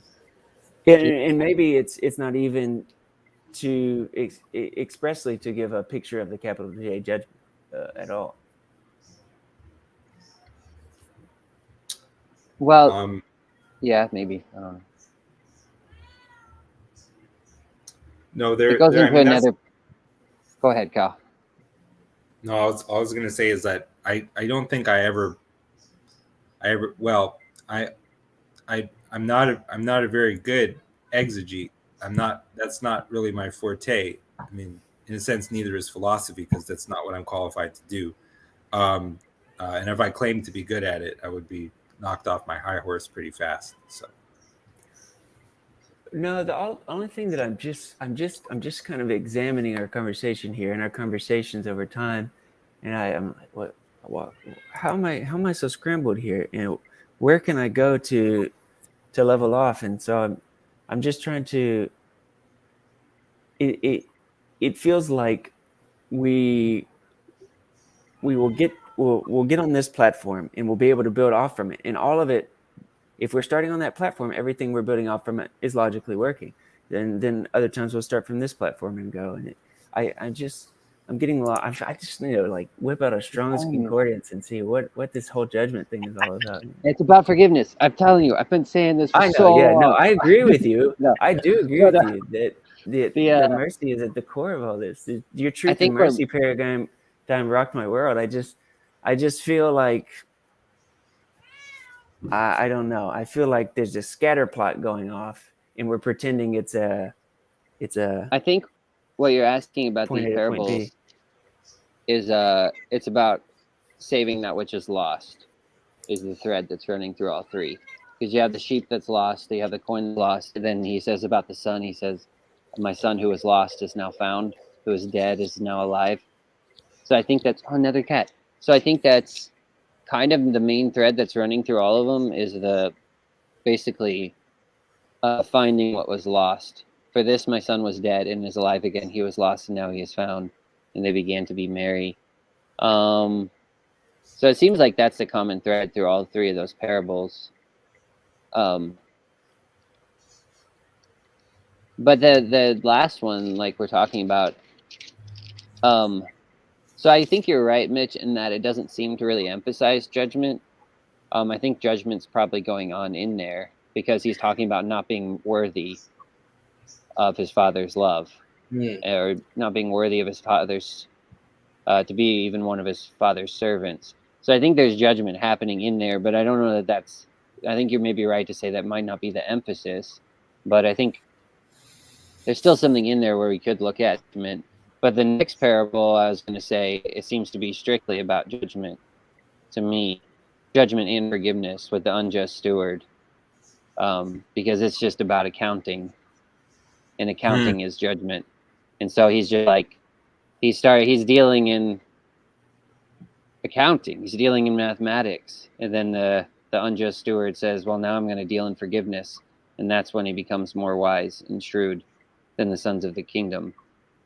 Because he actually starts dealing in mercy or something like that. So that he'll be received into an eternal house. I think that's what it says. It says when he's cast out, the people he's dealt in mercy will receive him into an eternal household or something like that. So, I mean, I don't know. It seems like it's weird. It seems like it's talking about what's lost, finding what's lost, but then it goes right into the next chapter, into the next parable, and then it's talking about judgment. And it's a weird way. It's not like obvious. I guess it's not extremely obvious that it's talking about judgment all the time, but I think it's still in there. The ministry of Jesus was primarily to the Jews first, and really it doesn't spread out to the Gentiles until the creation of the church and you kind of see like these little glimpses of it. But I think a lot of times when Jesus was talking about the lost sheep, like he talks about the lost sheep of Israel too. He talks about and the lost coin. I think it's often talking about the like the people of Israel or the Jews, because his main ministry was to the Jews, and I wonder if like also likewise you had like two kinds of Jews. You had the ones that were like the Pharisees, who was like the son who stayed behind, and you had like the ones who would maybe, I don't know, were more hedonistic or something, and or they're losing their faith, didn't believe a Messiah was coming or something, or didn't know who God was, in that sense. And that's like the son who left. I don't know. That's what I wonder if it's like there's like a dual meaning for sure. But oftentimes Jesus' ministry is towards the Jews of his time. And then like from that epicenter, it flows out towards the Gentiles and towards all of us. You know what I mean? But yeah, Mitch is looking for a clear understanding of the judgment, and we just can't give it to him. That's okay. The unjust steward is a good parable that I've thought a lot about. Sherry said she sent me you can go into that cause, just letting you know she sent me this. So I think we should Sherry's comments. I can read that after you're done. Well, it's kind of lengthy. It's like her and another person going back, but let's hear what Kyle, what you're gonna say, then I can read this if you want. Or she could just hop in here. Sherry can hop in anytime.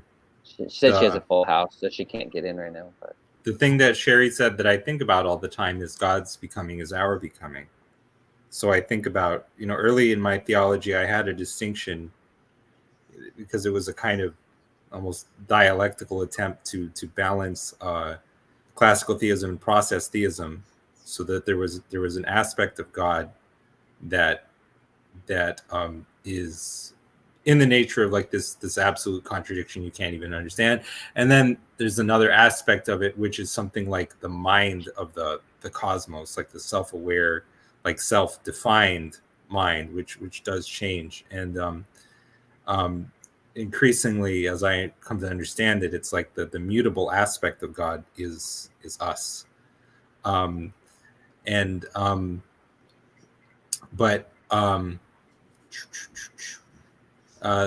the unjust steward, what I see going on there, it's an interesting line at the end where it says that him being received into the mansions of his friends is him being received into eternal dwellings.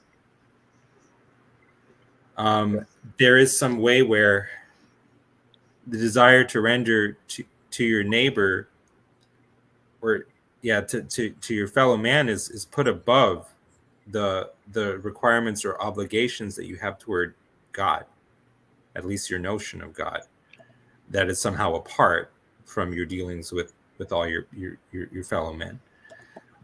That's very interesting. I mean, when I'm looking at the judgment, I see that people who were forgiving toward those in their life are, they pass the judgment, And so in that sense, they're received into eternal dwellings, which is really just the love and the goodwill of those people whom they also love and did not offend against. I mean, I'm not saying that there's no sense in which the judgment goes better or worse for any given person, because there is, and it is the degree to which one was forgiving. Unjust steward. I mean, it's like the kind of the main thing to notice in that parable is how we're all the unjust steward, because everything that we have is given by God, and no one can take anything from us that was not given by God. So it's when I'm forgiving someone, it's not a question of what have you done against me, but what do you? It's not when I'm forgiving someone, it's not a question of what do you owe me. It's a question of how much do you owe my master, as the unjust steward asks. In the end, the master commends him for his shrewdness, is what it says. And it doesn't say anywhere in the parable that he's given a blank forgiveness check, but the parable makes a lot more sense when you realize that he has in fact done that. In other words, now look at it like this: if it's the master's will that all of his debtors just be forgiven their debts, and you exercise that will, then you're a just steward. Okay. But if the master's will is for all his debtors to be forgiven, and you're trying to collect debts, then you're wicked and unjust steward, because now you're trying to collect on something that isn't yours at all. And so again, that's kind of I think that's germane to what I said about judgment and non-judgment before. But anyway, yeah. When I was going through a really bad depression a couple of years ago, I remember hearing this, like my pastor was preaching about this parable. Or maybe no, he was preaching about the one about the talents, like the one who basically it's like, how did you use what God gave you? And that's how you're going to be judged, which first, right off the bat, just like I said, and just like we read in Revelation, that doesn't sound like the Reformed or a Protestant view of not of being judged based off of Jesus, not based off of what we do, because it seems like we still are going to be judged based off of how we do, no matter what way you look at it. But I remember when I was in that depressed mode, that parable hit me like a ton of bricks. But I don't think, like you said, Cal, I don't think it was God judging me. It was me judging me based off of the words. Like the word of God cut me like a knife. You know what I mean? It wasn't, but it was like the self-comparison. So maybe that's what you're getting at. But is that something that's more like purgative in this life, or is that something that we can even access in the next life, or at the judgment, the great throne judgment? You know what I mean? Well, as a philosopher Monkey, as an amateur pretend philosopher, my instinct is always go negative. So, in other words, if you have some idea that is it that God judges us or doesn't, it's like you just ask seriously, if he was going to judge us, what would he judge us for? He's God. So it's, in other words, what about us does he not understand? When it's looking for that. So like I said, a person's actions presumably in the world of logic are either explained or not explained. In the case where there's no explanation, I don't really know why judgment really works, because it's like this thing that happened, there was no reason for it. There's no explanatory principle, not even the person who did it. Or there is, the person who did it is in some way the explanation, but then it's are they absolutely and completely self-determining? Are they, like Nietzsche asked, are they a causa sui? Are they the cause of themselves? If you have every if you have like a causal chain that leads up to their actions, are they just somehow behind every one? Are they the first cause? Are like are they just becoming God now? Are they so absolutely and completely self-determining and self-explanatory and say that they're just God now, and so God is judging God, and God's going to judge God as bad, as not in the image of God? Or because like I said in the yesterday's live stream, like to say that someone sinned and say the reason why they sinned is that they had free will is not actually to explain it. Just like if a munitions warehouse full of bombs explodes and you say, well, the reason it exploded was it had bombs in it, is not going to explain it, because you have to know why the bombs went off. You have to know why the will was used in a particular direction rather than another. It's very hard to explain things like that without invoking some ultimate first cause, which, this all men speak of as God. And so, or if you like, what's the other picture? So in other words, like I said, as a fake philosopher, my instinct is go negative. So like if I'm going to take this seriously, how does it work? What does it work? What does it look like when God is justly judging us for something that we did, that he was not the ultimate, that he did not ultimately have a hand in, that he was not the ultimate reality, in, right? Oh, what's up? A crazy man is giving me the death stare. He said, don't mention both Oh boy. We've also been getting some comments inside too, but we'll leave those alone now that Luke is here to straighten us out. What I wanted to say about judgment, I was thinking about this the other day in relation to, I was having conversations with my son, and I really think of it as like a good father versus you could say it as a good judge too, versus just like some, distant judge who doesn't really care. He's just like following rules. Like a good judge is somebody who cares about the well-being of the person being judged. And so it's kind of like we tend to think about these things in a really simple, binary kind of simple way, or like fairness. So let me try to go there through the avenue of fairness. Throughout a lot of my parenting, I've had repeated arguments or debates with my kids about what's fair. And we want to argue this like what's fair all the time. But what I've really come to see is like nobody gives a shit about fairness. Like people really don't care about what's fair. They just think they do, because when something is unfair in your advantage, like all of a sudden I get 3 pieces of cake. Nobody argues that this isn't fair. That's almost the definition of being blessed, isn't it? Yeah. And so it's like, but what you have to think is like with a good father or a good judge, blessings are not always blessings. Like there's this line from Clem Snide, who's an artist I like, who says like to be blessed is always to be cursed as well. And so it's like, or it's like the Tao, or it's the identity of identity and non-identity. So like, think about it this way. Somebody who wins the lottery, is that a blessing? Mm-hmm. Usually it's not. Usually it's a curse. Yeah. Because they are not the kind of person who has a relationship with the blessing or with money or with financial gain. They do not have the requisite character gained through sacrifice and suffering and delayed gratification to actually be blessed by money. It's a curse. It's damnation. And so like this whole idea of justice and mercy, we think about it like it's obvious. We know deeper truths about it, but we deny it because we're thinking about it in these really simplistic binary categories. Yeah. Well, we're looking because we want to judge.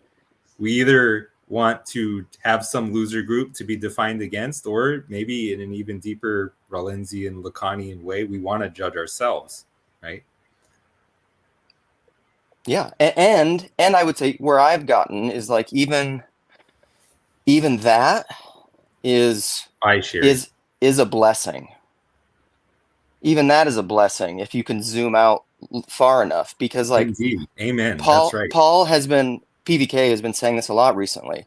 Like it's even the simple binary of just like Protestantism. Was that good or bad? Was that a bad thing? Was that a good thing? Should we go back before? There is no back before restorationist, pure utopian reality, romantic, that you can return to. That's not the world we live in. It just is. And in one way, you can have the non-duality that includes duality. You can say, like, it is bad. I can say that there are aspects of Protestantism that are bad, but simultaneously, I think Protestantism is the vanguard of the evolution of consciousness. Like, I don't actually think you're going to become who you're meant to be. Yes, you can't get there without Protestantism. I don't think. The modern person can't. Like, that's what your faith means to be your own. You have to like fall away from the faith of your fathers. You know what I mean? Right. That's extremely good. That's really, really good. Thank you for the affirmation. I love you, Cal. You are unconditional cool positive regard from Mr. Cool Man, right? But to some degree, like that's true. This is like what I was saying the other day in a live stream. Is somebody brought up who was it? The feeling of being loved. That was Gavin. And in conversations, that's true dialogos. That's agape. Like I've always, like you guys, like Jason and Cal, I've talked to the most. I've always felt that way. Even in our disagreement, I've never felt unloved. Because the feeling of being loved transcends agreement, simple agreement or disagreement. That's like identitarian nonsense. Like I don't care, ultimately. You can disagree with me and love me. You can agree with me and not love me. Yeah, that's the spiritual meaning of be of one accord, be of one mind. Totally. It's actually not even ruling out doctrinal differences. No, absolutely not. Yeah, that's good.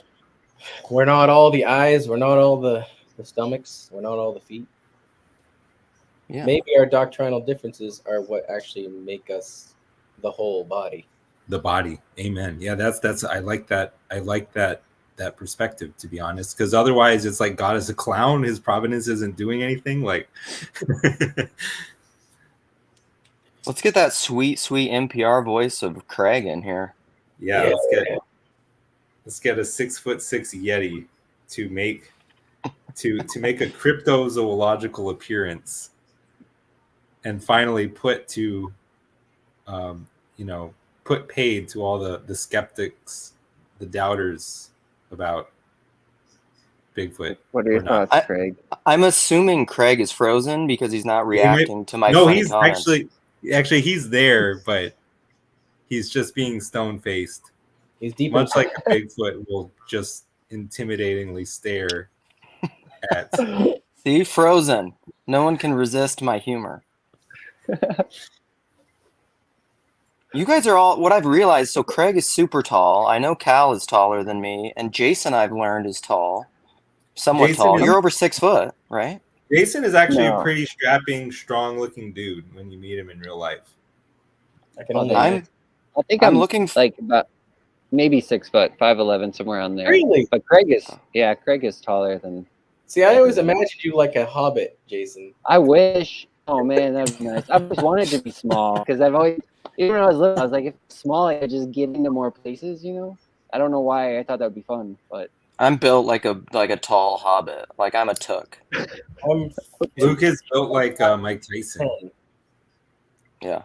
I'm looking forward to like hugging you guys in real life. I want to be hugged because like I'm thick. You guys will feel my thick. My hugs will not. Well. That's the reason I want to hug you. To feel my thick? Yeah. I had a question. We often think judgment and damnation are the same thing, but they're not, right? Yeah, I didn't mean to be stoned. Judgment and damnation? They're not the same thing. I do see them as the same, and I'll tell you why. It's because when I talk about like what it is about like knowing an object, right? You know it under a description, like a finite definition or identity, and then things happen where you see the object was more than that. Sometimes, like Jung called it enantiodromia, the tendency of things to become their opposites. That kind of stuff is well explored in Rollin's videos and citing Lacan and Hegel and thinkers like that. And so the it's like the real identity of anything is he in whom we live and move and have our being, the infinite God, and both X and not X. In other words, it's not limited. It's not finite. Even what the most finite thing you try to conceive or grasp, its finitude vanishes. It becomes, under analysis, ever more infinite. And so the damnation is when you restrict the identity, or judgment, same thing, because you're saying is not in the image of the both X and not X. So it's, in other words, it's X or it's not X. And so you're restricting the properly unlimited identity to one trivial aspect or feature. When it's finite like that, then it's no longer in the image of what's desirable. So and so is just, in the final analysis, a grifter. So and so was just a pedophile. So and so, in the final analysis, was just a deranged madman, and his tale was full of sound and fury, and etc. So I'm just putting a limit, and I'm saying this is all they were: human garbage. There's nothing. It's not that they remain in the image of the infinite God, with something deeper in their identity to be considered. That language of closing off is like the art again. Is the judgment and its condemnation, because whatever's not in the image is not desirable. So it does get very much into that, which I don't think you actually heard. Craig has heard it. My episode on my podcast called The Nature of Desire. It's an axiology. It's a value theory, a theory of desire and agent choices and stuff like that in philosophical language that does get down to the nature of what it means for something to be desirable. Technically, it was an attempt to work out the Euthyphro dilemma using the ideas of Chris Langan, which, if you believe 99% of the people on the internet are good for nothing. But I've found in my personal experience that is not true. But anyway, that's how I would view those things, as actually condemnation or judgment and damnation. And to me, they're actually very equivalent. I keep thinking of Isaac the Syrian. Someone just beeped. I don't know what that was, but anyway, I posted a really cool quote by Isaac the Syrian the other day. He has some really great thoughts on hell and whatnot, and what the nature of the fires of hell are.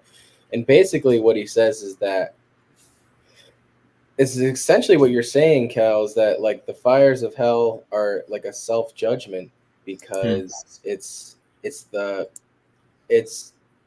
pain of, it's kind of like the pain of loss. That's correct. That's literally what I was about to say, is that's the only kind of pain that can hurt, because anything else is pains of sense. It's senseless. You don't understand what it is, except I'm just getting poked by a trident. Like, for what the kind that really hurts is the searing of your own conscience. Kind of ties into what I was saying before. Like, what purpose is the judgment? You know what I mean? If it's just for the sake of inflicting retributive pain of sense, then it's like, but it's actually just a consequence of, it's more like a consequence of your own disposition towards God's love. Yeah, I mean, they'll say that the purpose of the punishment is so that God can just be justice, but that the unasked question is, what is justice? Yeah. Mm-hmm. Well, just because he dealt with the bad guys. Well, yeah. Well, in other words, when we're judging someone and deciding what's just for them, are we taking into account the factors internal to the person and their life, and the things they didn't know, and things like that? I mean, forgive them, Father, they know not what they do, either makes sense or doesn't. It does, and maybe in the particular context, because what I'm thinking of now as you're saying this is one of the letters to Corinthians, like where you get this idea that don't judge until the time, because you don't see everything as it is, but right. At the time it says that the purposes of their heart will be revealed, and sure. so there's not going to be really I mean, as you say, there's not going to be a sense of, I don't think, of like ignorance about why a person did something or another. Well, no, what I'm saying is when someone is making a wrong choice at the time, there's going to be ignorance which is relevant to what was then happening at the time. I mean, like if there's ignorance. Well,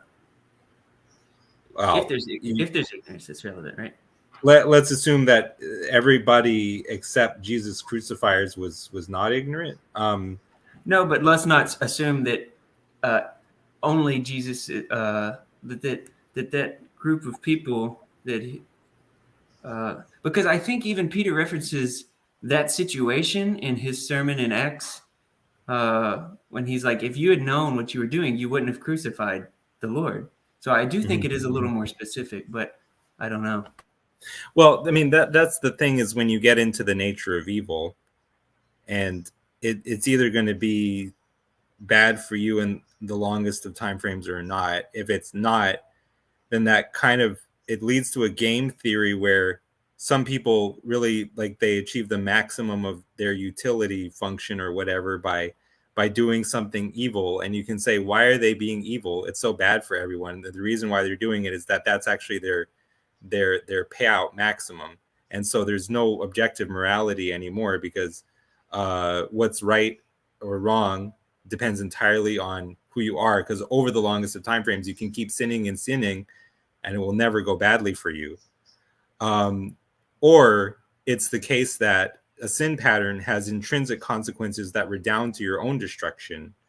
And then what the problem there becomes, the only reason someone could choose to do that is they were ignorant of it redounding, to their destruction later. Or even if they abstractly considered it, the highest good that they could see at the time was really consisted in doing it, such that ultimately they would have it at any price. They didn't care if it was going to have long-term consequences that were theoretically negative. But to the extent that they actually regret the decision when the chickens come home to roost, it's because they see the error of their ways. That thing that they thought was best to pursue was not best. But that's in other words, if they reach that, that appears to indicate that they only chose out of ignorance. That's right. Socrates, he wasn't just flapping his gums, like my dad says. He wasn't just flapping his gums when he said that evil is due to ignorance.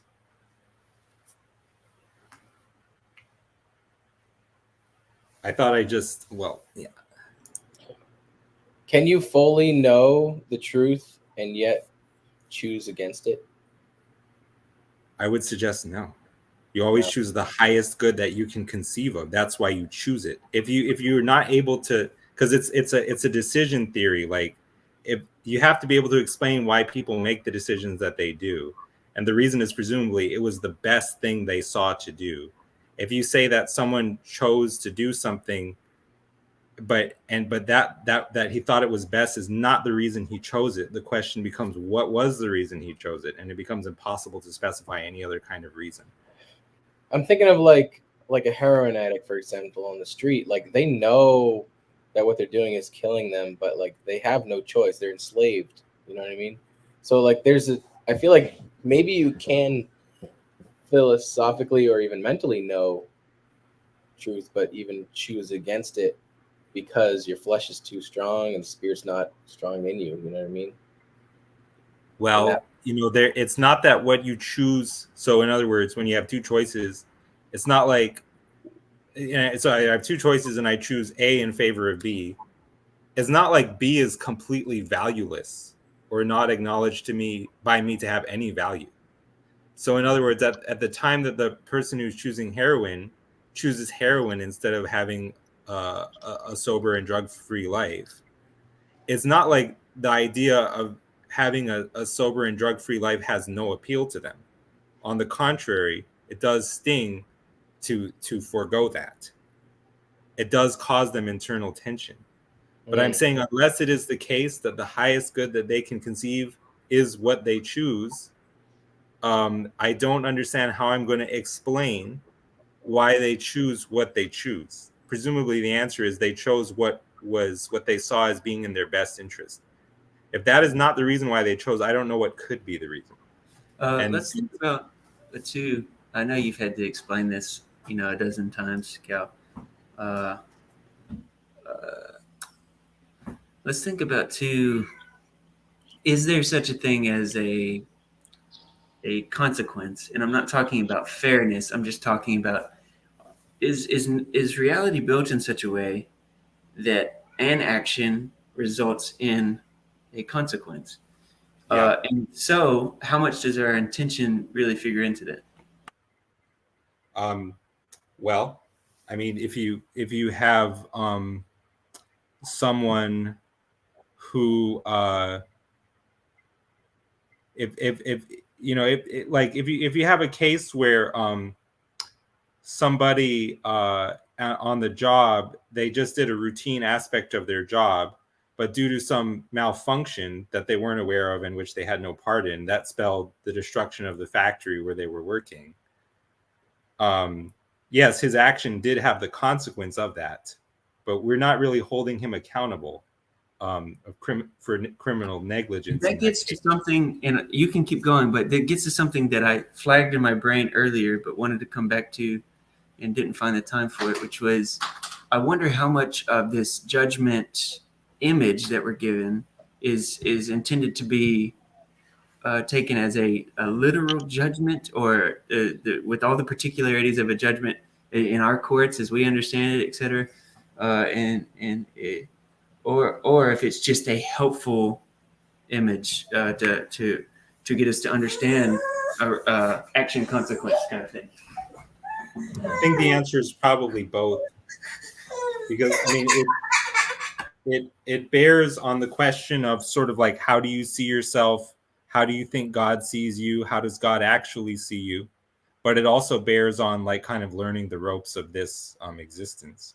It's kind of what I was getting at in our candy bowl discussion yesterday, because it's like, well, if it's really just a candy bowl kind of thing where maybe I shouldn't have made that rule, or obviously you were going to take it and now you have to have this bad thing that's way worse than you even taking the candy, then it's either that way or it's the way in which it's like, this is my nature and my nature cannot coexist with this behavior, and I express this to you, and now there's a consequence to it or something like that. I'm not well, I'm agreeing, but I'm also not sure if they're actually that mutually exclusive. Yeah, maybe not.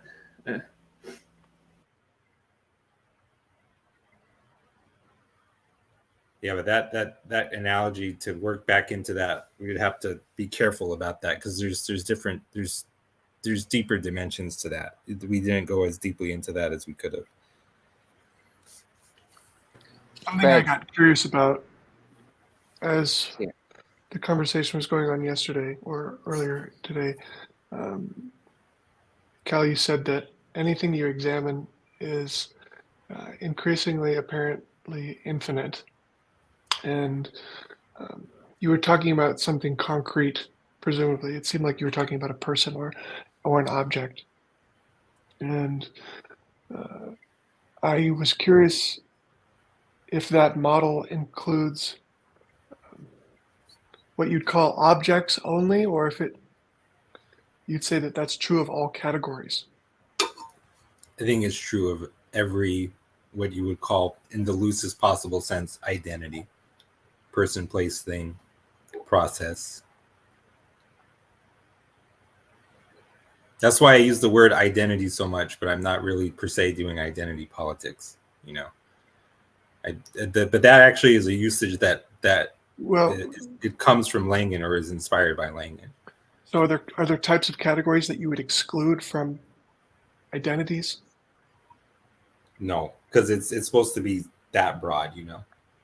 Even categories are identities that appear to sort of be. Now that's my beef with the theory of the Platonic forms. Basically, it's like because the categories are not static. They have an open texture. When you zoom in on them, it's like, wait, what are they really? Their defining features seem to become more elusive. And Wittgenstein was certainly very aware of how that works. Well, okay, so I'm interested because this seems like a springboard to make specific conclusions about the nature of justice, let's say, or judgment, or the nature of desire. So I wonder if you could give some commentary on how it is that expanding the scope of something is a springboard for saying something extremely particular about it. Because you see what I'm saying? In some ways, that might be a springboard to say just the opposite of what you'd like to say about it. Okay, let's try to get fine-grained, I guess, to give this question its due. You're saying that, like, the way I'm talking is presupposing that to say something more fine-grained about something, I have to what? Well, I'm not necessarily making a criticism. I'm just trying to understand the chain of entailment, starting with the premise that anything that you examine is increasingly infinite. So I'm trying to understand how that premise leads us to a place where we're making conclusions about the nature of judgment and so on, or the nature of desire. Oh, well, the idea is that if it's identity in simple terms is I mean, I'm increasingly less sure how actually simple or helpful these terms are, but if an identity instead of being simply X or not X is in fact both X and not X, the analogy to judgment is, instead of me being just a this or that condemnable thing. I don't know if you were there for that part where I answered Peter's question about how judgment and damnation are related, or condemnation are related. Yeah, but instead of being this or that thing, it's actually both X and not X, which is the image of what we take to be desirable, which is the pattern of all that we view as desirable.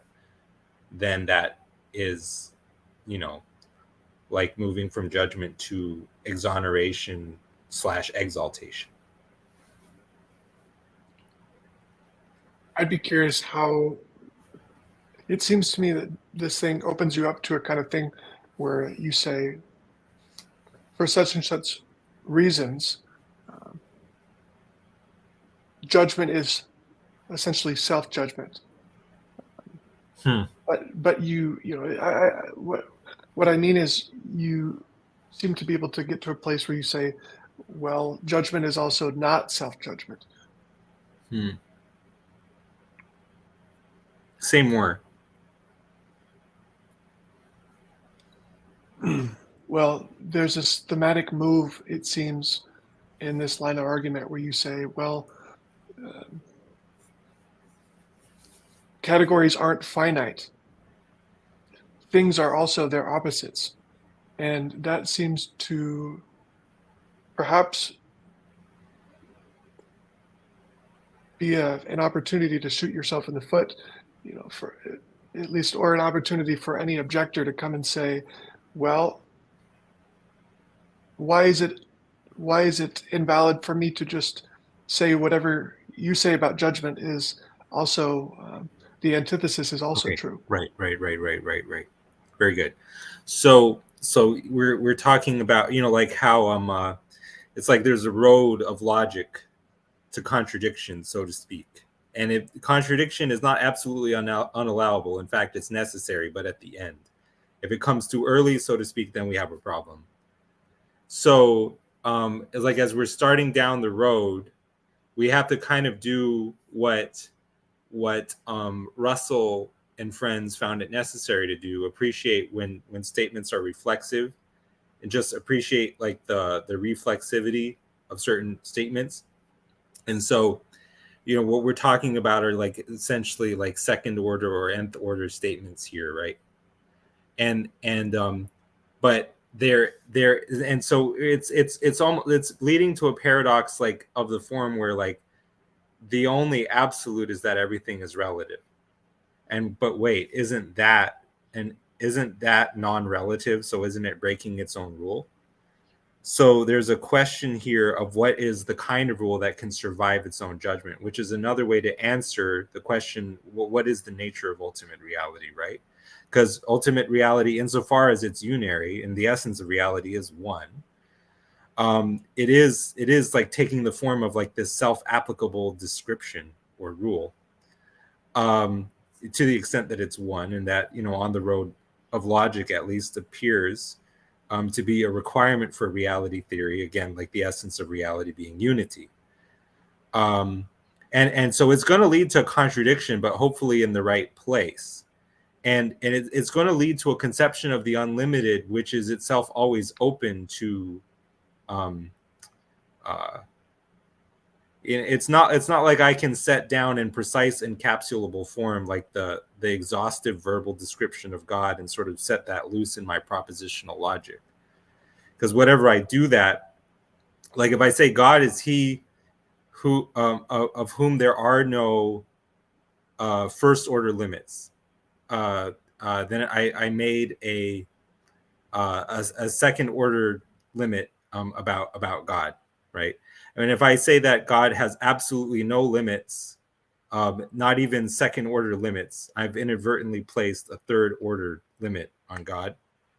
And it's sort of, it keeps becoming something new.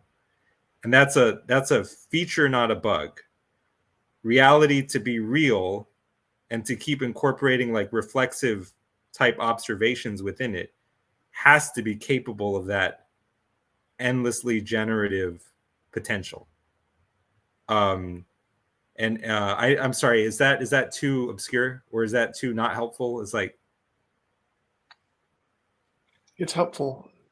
Well, you're referencing this kind of reflexive type of paradox, this self-reference paradox, and so you say, well, the contradiction is necessary, but it has to be at the end. And because the rule that survives its own judgment is like this kind of self-unpacking contradiction almost. It's both X and not X. That's like the nature of deep reality, is to be that. Well, there's a kind of degree of freedom in the building of your premises where you decide where it is that you're going to include the self-referential premise. False bottom. I don't know how to respond to that yet, but I'll keep going. You know what? I was thinking you have a choice about where to put the self-referential premise, right? And you said the essence of reality is unary. You might just as well have said the essence of reality is multiplicitous. Well, then the question is, if you have this thing over here and that thing over there, the respect and virtue of which they're both real is their mutual relatedness. That's what we mean, I would argue, when we say something is real. It means it has real relations. It has mutuality with some other thing. And if you have that relatedness, then there's going to be something in virtue of which they're related that's more fundamental than either. And that's the ultimate reality in which we live and move and have our being. Yeah, I mean, I think that's interesting, and I see where you're going. I recognize that that's a kind of particular way of framing what it means to be real and what relationship means, even. But the question would be, what is the alternative? Well, actually, yeah. Well, let me actually reverse myself, like because I don't see another way of saying what it means to be meaningfully real. Like when I said like on the road of logic, when we say what it means for something to be real is that it should be experienceable, that makes sense, because for something to not be real is for it to not be experienceable. Like the difference between a rhino and a unicorn is I can go out and see a rhino and I can't see a unicorn I can't experience a unicorn anywhere in nature. So that's why the rhino is like realer than the unicorn. And so that's so in other words, and what is what if to be real can mean something, but and totally, if to be real and to be totally inexperienceable is like no problem, what does real mean? In a similar way, what I'm asking is like if two things can be totally unrelated such that they never ever have any mutual interoperability, it would seem like only one of these things is real, because if they can both be real under these conditions, then what does real mean? What's an alternative or competing explanation that would work? Well, I understand. I think we might be in danger of getting off track, and I think that's my fault. But no, it's not. I mean, if it's relevant to you, then it's relevant. Well, the original question, which I think is relevant, I should say, the kind of the premise here, the project that we're after, which is judgment is ultimately divine judgment is ultimately self-judgment. I'm a supporter of the project. I'm curious. I don't want this to sound like an objection because it's just a curiosity. But how is it that we have this theme in the argumentation of saying, whatever take any category, it's more than you think it is. In some ways, it's,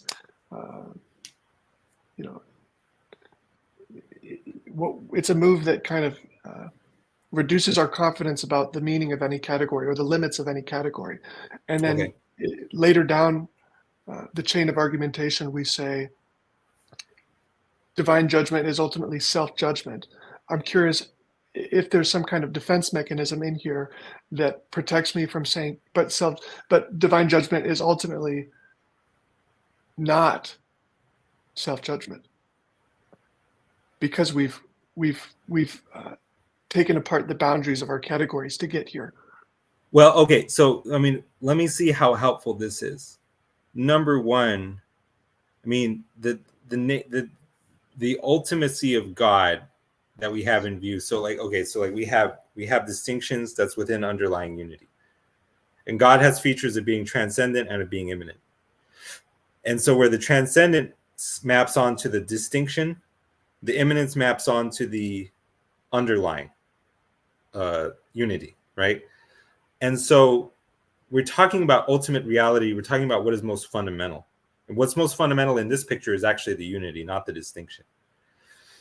So the mode in which God is most ultimate reality proper, is in the immanence. So even when you say me and God, God and me, and his love of me is his love of me and it's not mine, at this point we're not, because it's like, is it his vision of you or your vision of him? The answer should be just yes.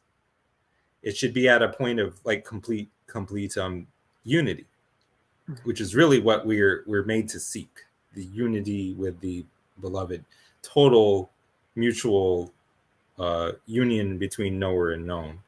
Like if it's me and an object, then it's like I really want to be with that object. But if it's me and another person, it's like I love them and they love me. Then it's like two people want to come together, and really God is sort of that in virtue of whom they are like united and so forth. But when it's talking about like this reality at its most reflexive, you being united with just God as such, it's not really going to take the form of like, here I'm running in the field, finite me, and then there's finite God kind of running in the field toward me from over there. You know what I'm saying? It's like, because the God most ultimate, God proper, would be like, in a sense, like the whole field.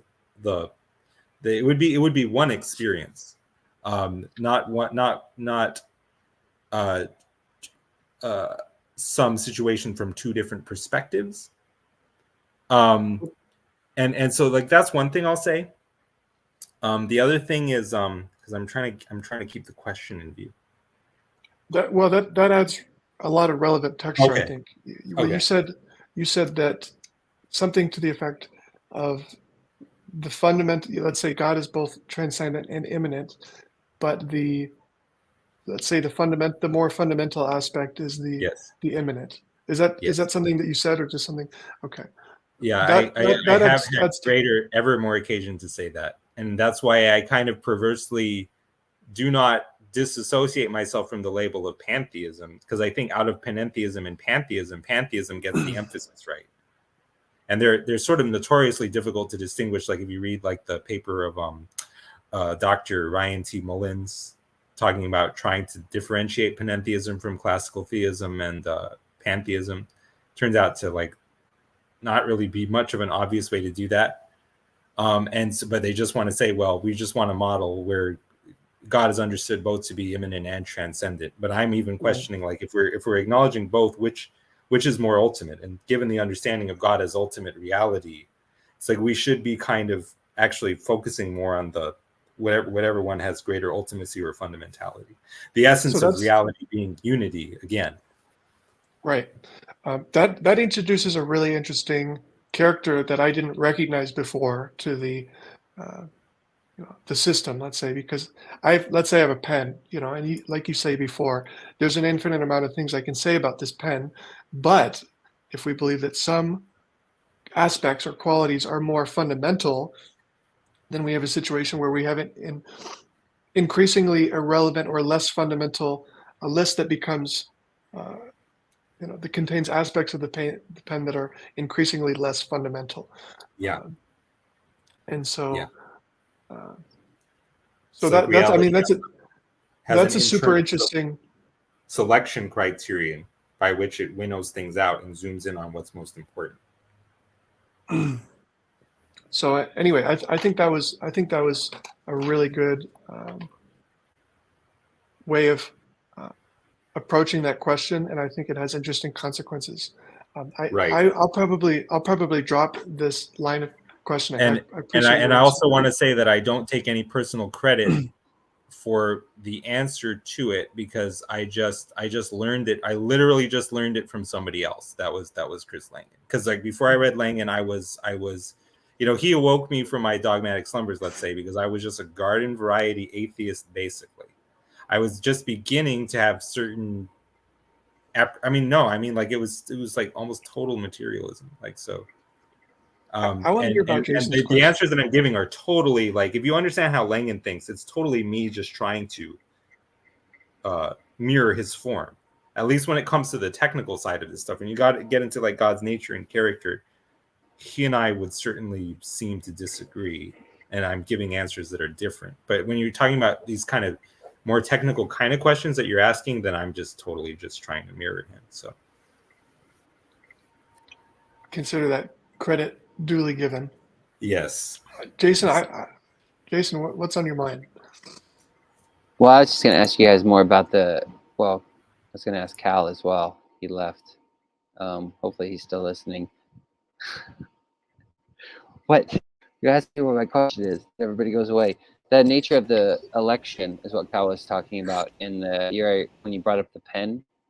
I'm not sure. I was going to ask more about that. Because I was wondering if that was related to the Whitestone name, but I don't know. If you guys could maybe explain that more, I don't know. Because what was the? Say more about what the connection seemed to be.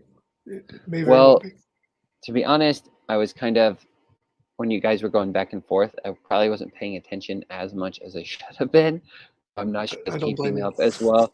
Well, no, I just get distracted with other thoughts. But then, because I put it in the private chat here too, that was something I was going to ask, because Cal said before, I think one of you mentioned like the divine judgment is you judging yourself or something like that. But then I also kind of wondered if you flip and say the divine judgment is everybody else's judgment of you, because I would think that would almost be just as relevant. Because it's kind of like, what do you say about yourself? You can say all sorts of things about yourself, but it also, a lot of who you are depends on what others have to say about you. And so then I was wondering if that relates to what Cal was talking about, the nature of election or something like that, when you're talking about the pen. Because then I was thinking, well, I could say this is just a pen, but a lot of other people could say all sorts of different things about the pen.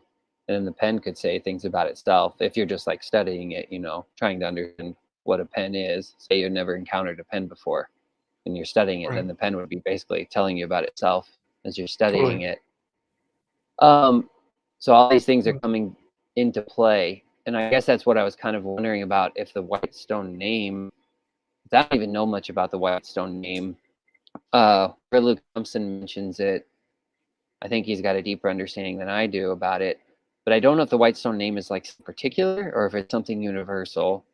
I feel like Luke would probably say it's both. I don't know though.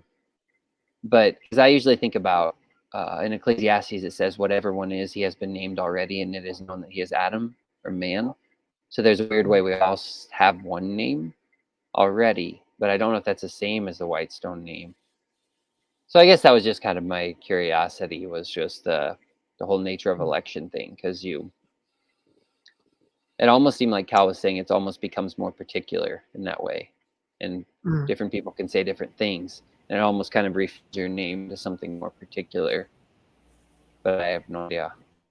Do you have any thoughts on that? Well, I don't think that I could confidently speak about the Whitestone name and what that means to people. It's not really a part of my vocabulary, although I'm familiar with the reference. But your question is divine judgment, self-judgment. Is divine judgment also others' judgment? I think that's exactly the right question. I mean, I totally, that's essentially what I thought I was asking Cal. And Yeah, it, there's a weird way, like what has occurred to me about that in the past is like where Christ is on the cross and he says, my God, why have you forsaken me? And it's like, there's a weird, that's occurred to me before. It's like, the reason you would know that is if you see the image of God in everybody, and then everybody is forsaking you in your most greatest hour of need.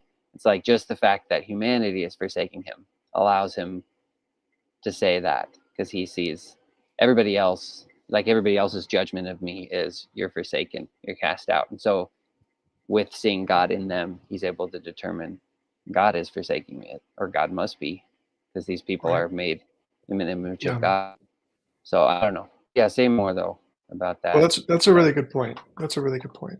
It seemed to me, if I had to kind of, in the context of Cal's framework here, which I think we're discussing, it sounded from his response that the argument to why divine judgment is self-judgment and not others' judgment has to do with the fact that judgment, the idea of judgment, it can contain both, but one is more fundamental or ultimate than the other one. To be explicit, Okay. self-judgment, I think you would say that self-judgment is a more ultimate aspect of the nature of judgment than judgment from others. And that seems to be, That's interesting. I think the way that, if I had to speculate, I don't know if he's here listening, but it sounds like the way that a lot of us here think about, like let's say I'm looking at this pen, how do you know which aspects of the pen are most relevant or most fundamental? I think everybody here would agree that that has everything to do with what your goals are or what your intentions are, what it is you're trying to accomplish, because that's going to reveal certain aspects of the pen and not others. And so I'm imagining that that's going to lead Cal to a place where this, the claim that self-judgment is more fundamental than others' judgment, with this, Yeah. I think that's going to lead him to a place where that has to be a statement that's relativized. I think that's spot on, Craig, because I think a lot of my, if your feeling is that the predominantly people are living in judgment, unloving judgment, deluded judgment of one another, then this is of course the picture of judgment you want to offer. But if your feeling is instead that people are living in such a way that they feel like they'll never have to have any consequence for their actions, then you probably are going to espouse a more traditional picture of judgment. Well, I suspect the relevant question becomes, what is that pattern of intention? What is that goal, that set of goals that leads certain aspects of the pen to be more fundamental than others? And when I say the pen is an analogy for the concept of judgment. Yeah, I think we're onto something here. I think like so to me, there remains something between the self-judgment and the judgment of others. There's something more like the judgment, or the capital judgment, like you were talking about, and that seems to be the most relevant, or something like that. That somehow holds the two together. Because I'm thinking, well, if self-judgment is ultimately more, it overrides what others say about you, then, I mean, again, there's a way like you can still be condemning yourself where others can be trying to justify you, and you're not trying to justify yourself.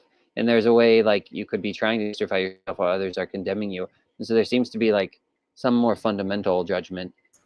But then I think that relates to what Craig is saying, is like it's almost the utility of the thing or something like that is the, I don't know. Well, Kat was talking about it earlier, and it's like the judgment. Well, it's relativized. It seems like it would have to be relativized, and that's why you even get different emphases in scripture. Of course, you get like, listen, if you live any way you want, your city's going to get rained fire down on it, and then you get, if you think you're better than those people that got fire rain on them are going to rise up and judge you. And so there's this constant back and forth where nobody's really off the hook, and there's different expressions of this judgment at different times for different people. This is something where I was trying to mention this earlier, but I think what helps to frame these questions is, what is the ultimate purpose of the judgment? And I think it's something I think we can always, obviously this is all speculation, but we can really only just speculate, I guess, to a degree. What is the ultimate purpose of the judgment? And I was kind of alluding to it earlier, like, is it just a punitive thing just to, I guess, like some would say it's to demonstrate God's justness, the justice of God, or it could be just because God has to. It's like a compulsion, like he has to judge sin just based off of what his nature is. But even deeper than that is obviously his very nature is love. That love is creative. That love is making something or preparing us for something. So I think that there's a good case to be made in there that ultimately the judgment serves the purpose of creating and making us into what God wants us to be. You know what I mean? In that sense, it almost sounds, I've been thinking a lot about the concept of purgatory because it's something I've like grappled with. But it kind of, I think there's a lot of, it's interesting because, like, obviously most Protestants don't believe in purgatory per se, but then when we get into a discussion like this, most of us would agree that there's something going on where, whether it's God judging us or us judging ourselves, there's some sort of self-reflection and change that's occurring that is, in a sense, purgative. You know what I mean? Because if it's not purgative, then it's just for the sake of judgment itself, kind of like a dead-end street. You know what I mean? So I don't know. It's very interesting. But I guess that could be like a good question, is like, what ultimately is the purpose? Maybe I'll get an answer. Well, like in the prodigal son, the purpose of his self-judgment was so that he could get over himself and accept and appreciate the love of his father, right? I mean, that's in a nutshell how I would think it works. In other words, like, because in that earlier system I had about like the permissive and positive will, what is permitted is allowed as a kind of means to an end. So that means there's something more ultimate after that it's serving. And so the self-judgment is serving God's final judgment, which is constructive. It's a non-judgment because it's affirming you as being in his image, which is unlimited. So you're not reduced to any trivial aspect or feature. You're found to be like him, who's the image of everything good and desirable, infinitely worthy of love. Now I think, there was stuff Craig was, if I'm still here, there's stuff Craig was asking about, I don't know if I caught all of it, but I wanted to just say some words to the effect of, just some words to kind of establish the primacy of self-judgment over others' judgment of you. Because, everything that is in God is God, let's say. I'll move back up to my premises. Like, in God we live and move and have our being. He called them gods, to whom the word of God came. Everything that is in God is God. That means that, Langen called it distributed solipsism, operational idempotence. So like it's like you're your own horizon line. To be in the image of God means in your experience everything is relativized to you. So from, you know, given this, and this is like just what it means to exist, someone hits you with an accusation that you don't believe, you truly don't believe it, it's like all you can do is laugh, assuming that there's not something else here where you truly desire to have their goodwill, and the fact that they would perceive something wrong about you causes you pain. If they're just like some heckler on the street and they say something that you just know to be totally untrue, then it's not going to bother you, unless again there's an extra element here where he's like defaming your reputation in front of other people. But like, let's say there's no cameras, etc. This is just somebody. But now let's say that this person, like you're the mayor or something, and then one of your citizens comes by when it's just you and them on the road, and they say something to you that you sort of believe is triggering an insecurity. Then you really, it works you up because you believe it. And so it's like, and that is coming from the fact that, again, everything is relativized to your perception, like you're your own horizon line. And there's a reason for that, because I would say whatever's in God is God. It's holographic. You're going to be in the nature of that ase or idempotent. If it begins with itself, it ends with itself, ultimate reality. And that God's final judgment of you is not taking the form of this totally other judgment, but it's almost like interior intimo meo, where it's like it's more inward than your inmost. It's not coming from without. It's, you know, it's coming from a place of profound union. I feel like we should read that chapter in Lilith. Do you think that's relative? How did I know it was going to end here with a chapter? That's a really good. I mean, I'm always interested to like explore that, because I think there's so much there about like the nature of just suffering itself as like a continual discovery of the negation of one's identity. It's like yeah. Like what chapter was it?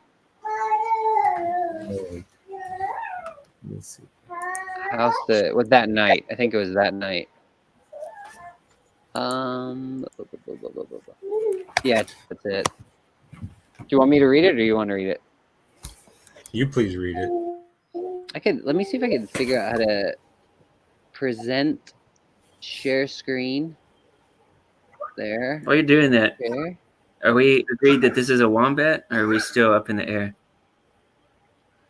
I thought it was a koala. Oh. Until I saw it was on the ground. Yeah, because there's also another koala on the set, but I think wombat is actually the best guess from Cal, Mr. Coolman. How does this work? Oh, that was pretty easy. That was kind of nice. All right. So I don't know where to start on this though. Should I start at the beginning? Let's see. That cat stop. When do I fell asleep? All right, I'll start about here. When Moore returned, she drew the settle with Lilith upon it into the middle of the room, then sat down opposite me at the other side of the hearth. Between us burned a small fire. Something terrible was on its way. The cloudy presences flickered and shook. A silvery creature like a slow worm came crawling out from among them, slowly crossed the clay floor and crept into the fire. We sat motionless. Something came nearer. And yeah, stop me whenever you guys want to comment. But I later pieced that together that's, I think, he is drawing on their worm does not die and the fire is not quenched when he's talking about the burning worm. But anyways, but the hours passed, midnight drew nigh, and there was no change. The night was very still. Not a sound broke the silence, not a rustle from the fire, not a crack from the border beam. You guys there? I guess everybody just muted. Okay, it got really quiet. No, I'm here. All right, okay. Now and again, I felt a sort of heave, but whether in the earth or in the air or in the waters or under the earth, whether in my own body or in my soul, whether it was anywhere, I could not tell. A dread sense of judgment was upon me, but I was not afraid, for I had ceased to care for aught save the thing that must be done. Suddenly it was midnight. The muffled woman rose, turned toward the settle, and slowly unwound along the long swaths that hid her face. They dropped on the ground, and she stepped over them. The feet of the princess were toward the hearth. Mara went to her bed, and turning, stood behind it. Then I saw her face. It was lovely beyond speech, white and sad, heart and soul sad, but not unhappy. And I knew it could never be unhappy. Great tears were running down her cheeks. She wiped them You're away muffled with her now robe. for some reason. I'm sorry. Oh, is that better? Heart I don't and know. soul sad, but not unhappy. But not unhappy. Is it better That now, sounds or Yes, I it don't know? does. It's weird. I took a earphone out, and I guess I got muffled. Great tears were running down her cheeks. She wiped them away with her robe. Her countenance grew very still, and she wept no more.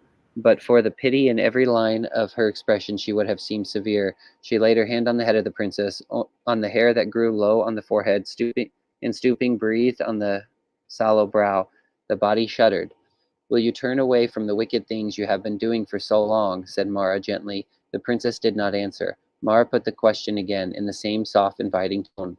Still, there was no sign of hearing. She spoke the words a third time. Then the seeming corpse opened its mouth and answered. Its words appeared to frame themselves of something else than sound. I cannot shape the thing further. Sounds they were not, yet they were words to me. I will not, she said. I will be myself and not another. Alas, you are another now, not yourself. Will you not be your real self? I will be what I mean myself now. If you were restored, would you not make what amends you could for the misery you have caused? I would do after my nature. You do not know it. Your nature is good, and you do evil.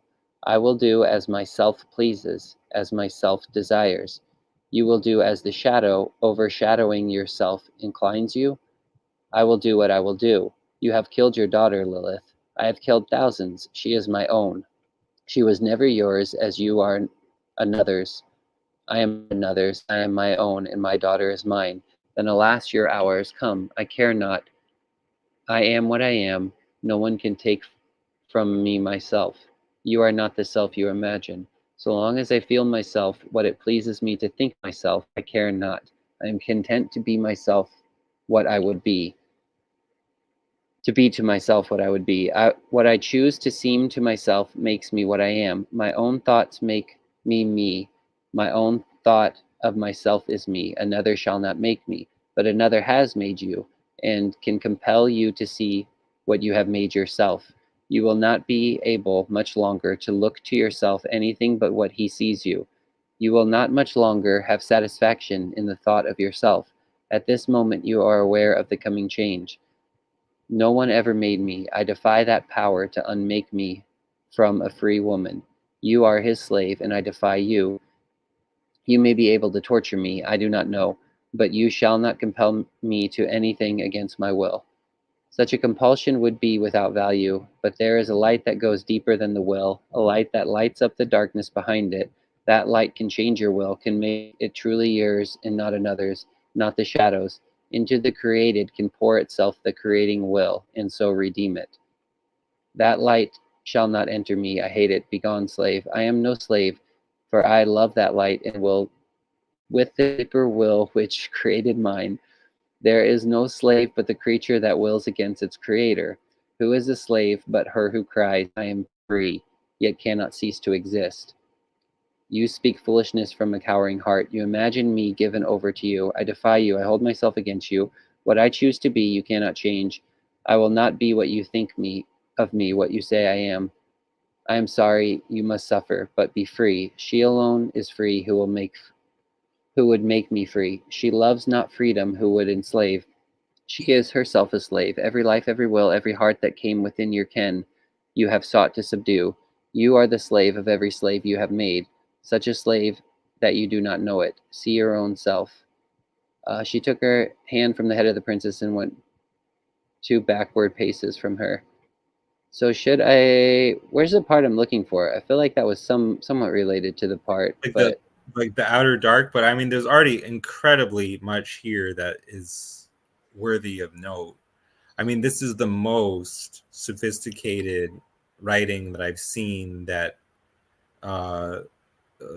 relates to like what I was talking about is like there's a divided side of the divide and undivided side of the divide. So like in other words, like one party is reaching out love and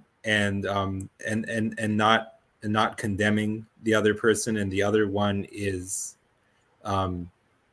they're just they're caught up in their false self and their false identity, right? And they're not able to accept that love or love themselves, but they think they do, and it's just they're all tangled up in knots, right?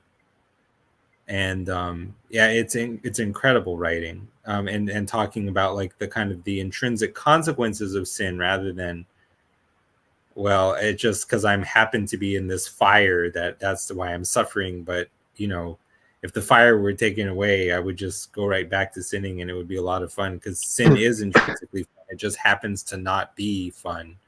Happens to not be fun for contingent reasons, namely some big cop in the sky punishes me when I do it.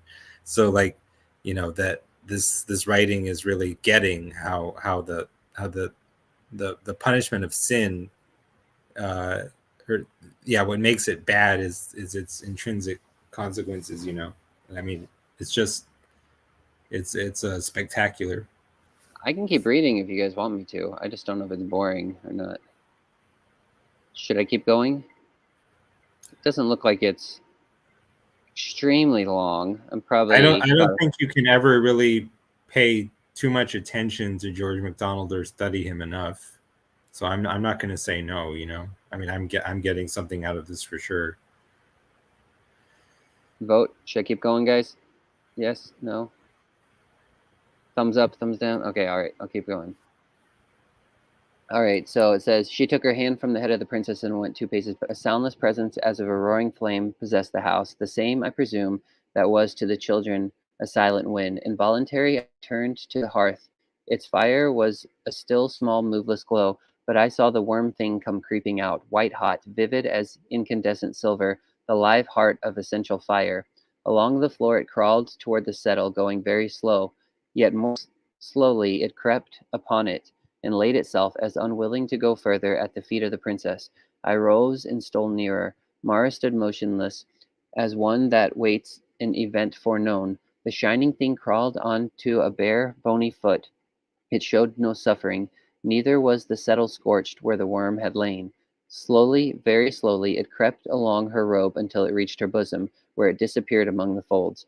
The face of the princess lay stonily calm, the eyelids closed as over dead eyes, and for some minutes nothing followed. At length, on the dry parchment-like skin began to appear drops as of the finest dew. In a moment they were as large as seed pearls, ran together, and began to pour down in streams. I darted forward to snatch the worm from the poor withered bosom and crush it with my foot. But Mara, mother of sorrow, stepped in and drew aside the closed edges of the robe. No serpent was there, no searing tail. The creature had passed in by the center of the black spot, and was piercing through the joints of the and marrow to the thoughts and intents of the heart. The princess gave one writhing, contorted shudder, and I knew the worm was in her secret chamber. She is seeing herself, said Mara, and laying her hand on my arm, she drew me 3 paces from the settle. Of a sudden, the princess bent her body upwards in an arc, then sprang to the floor and stood erect. The horror in her face made me tremble lest her eyes should open, and the sight of them overwhelmed me. Her bosom heaved and sank, but no breath issued. Her hair hung and dripped. Then it stood out in front of her head and emitted sparks, and hung down and poured the sweat of her torture on the floor. I would have thrown my arms about her, but Mara stopped me. You cannot go near her, she said. She is far away from us, afar in the hell of her own self-conscious.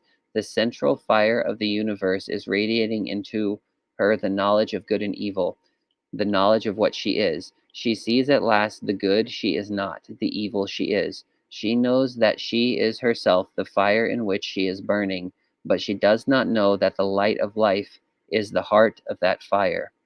Her torment is that she is what she is. Do not fear for her. She is not forsaken. No gentler way to help her was left. Wait and watch. It may have been 5 minutes or 5 years that she stood thus. I cannot tell. But at last she flung herself on her face. Mara went to her and stood looking down upon her. Large tears fell from her eyes on the woman who had never wept and would not weep. "Will you change your way?" she said at length. "Why did he make me such?" gasped Lilith. "I would have made myself, oh, so different. I am glad it was he that made me and not I myself. He alone is to blame for what I am. Never would I have made such a worthless thing. He meant me such that I might know it and be miserable. I will not be made any longer." "Unmake yourself, then," said Mara. "Alas, I cannot. You know it, and mock me. How often have I not antagonized to cease, but the tyrant keeps me being. I curse him.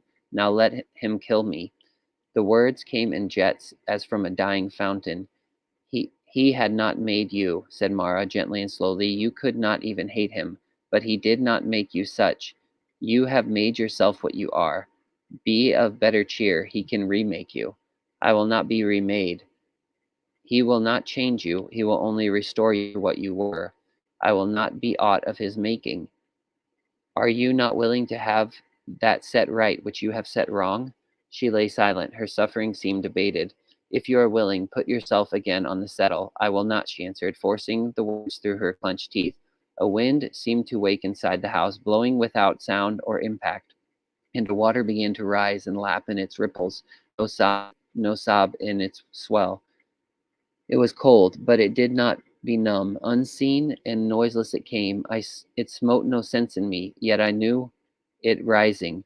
I saw it lift at last and float her. Gently it bore her, unable to resist, and left rather than laid her on the settle. Then it sank swiftly away. The strife of thought, accusing and excusing, began afresh and gathering fierceness. The soul of Lilith lay naked to the torture of pure interpenetrating inward light. She began to moan, and sigh deep sighs, then murmur as holding colloquy with a individual self. Her queendom was no longer whole, it was divided against itself. One moment she would exult as over her worst enemy and weep. The next she would writhe as in the embrace of a friend who her soul hated, and laugh like a demon.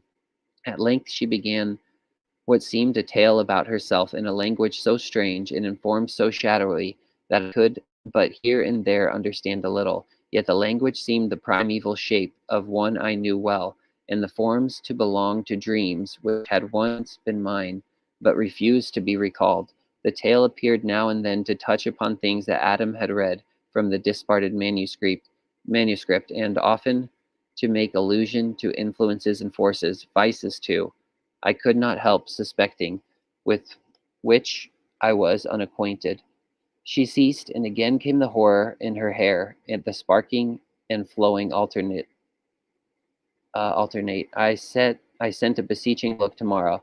"Those, alas, are the are not the tears of repentance," she said. "The true tears gather in the eyes. Those are far more bitter, and not so good. Self-loathing is not sorrow.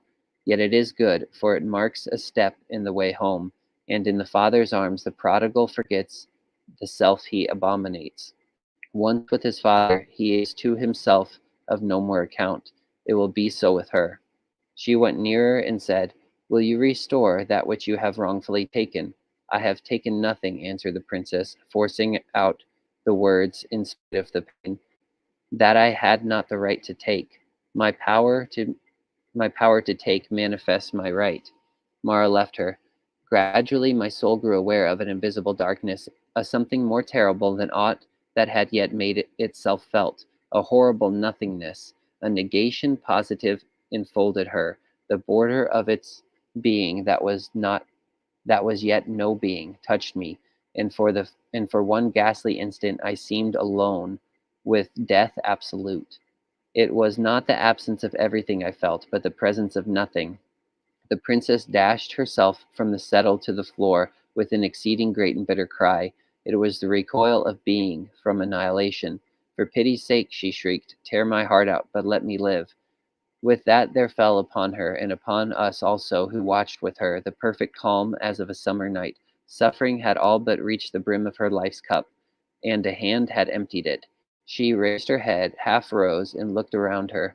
A moment more, and she stood erect, with the air of a conqueror. She had won the battle. Dareful she had met her spiritual foes. They had withdrawn defeated. She raised her withered arm above her head, a paean, I don't know that word, a paean of unholy triumph in her throat, when suddenly her eyes fixed in a ghastly stare. What was she seeing? I looked and saw before her, cast from an unseen heavenly mirror, stood the reflection of herself, and beside it a form of splendid beauty. She trembled and sank again on the floor helpless. She knew the one what God had intended her to be, and the other what she had made herself. The rest of the night she lay motionless altogether. With the gray dawn growing in the room, she rose, turned to Mara, and said in a prideful humility, "You have conquered. Let me go into the wilderness and bewail myself." Mara saw that her submission was not feigned, neither was it real. She looked at her a moment and returned. "Begin, then, and set right in the place of wrong."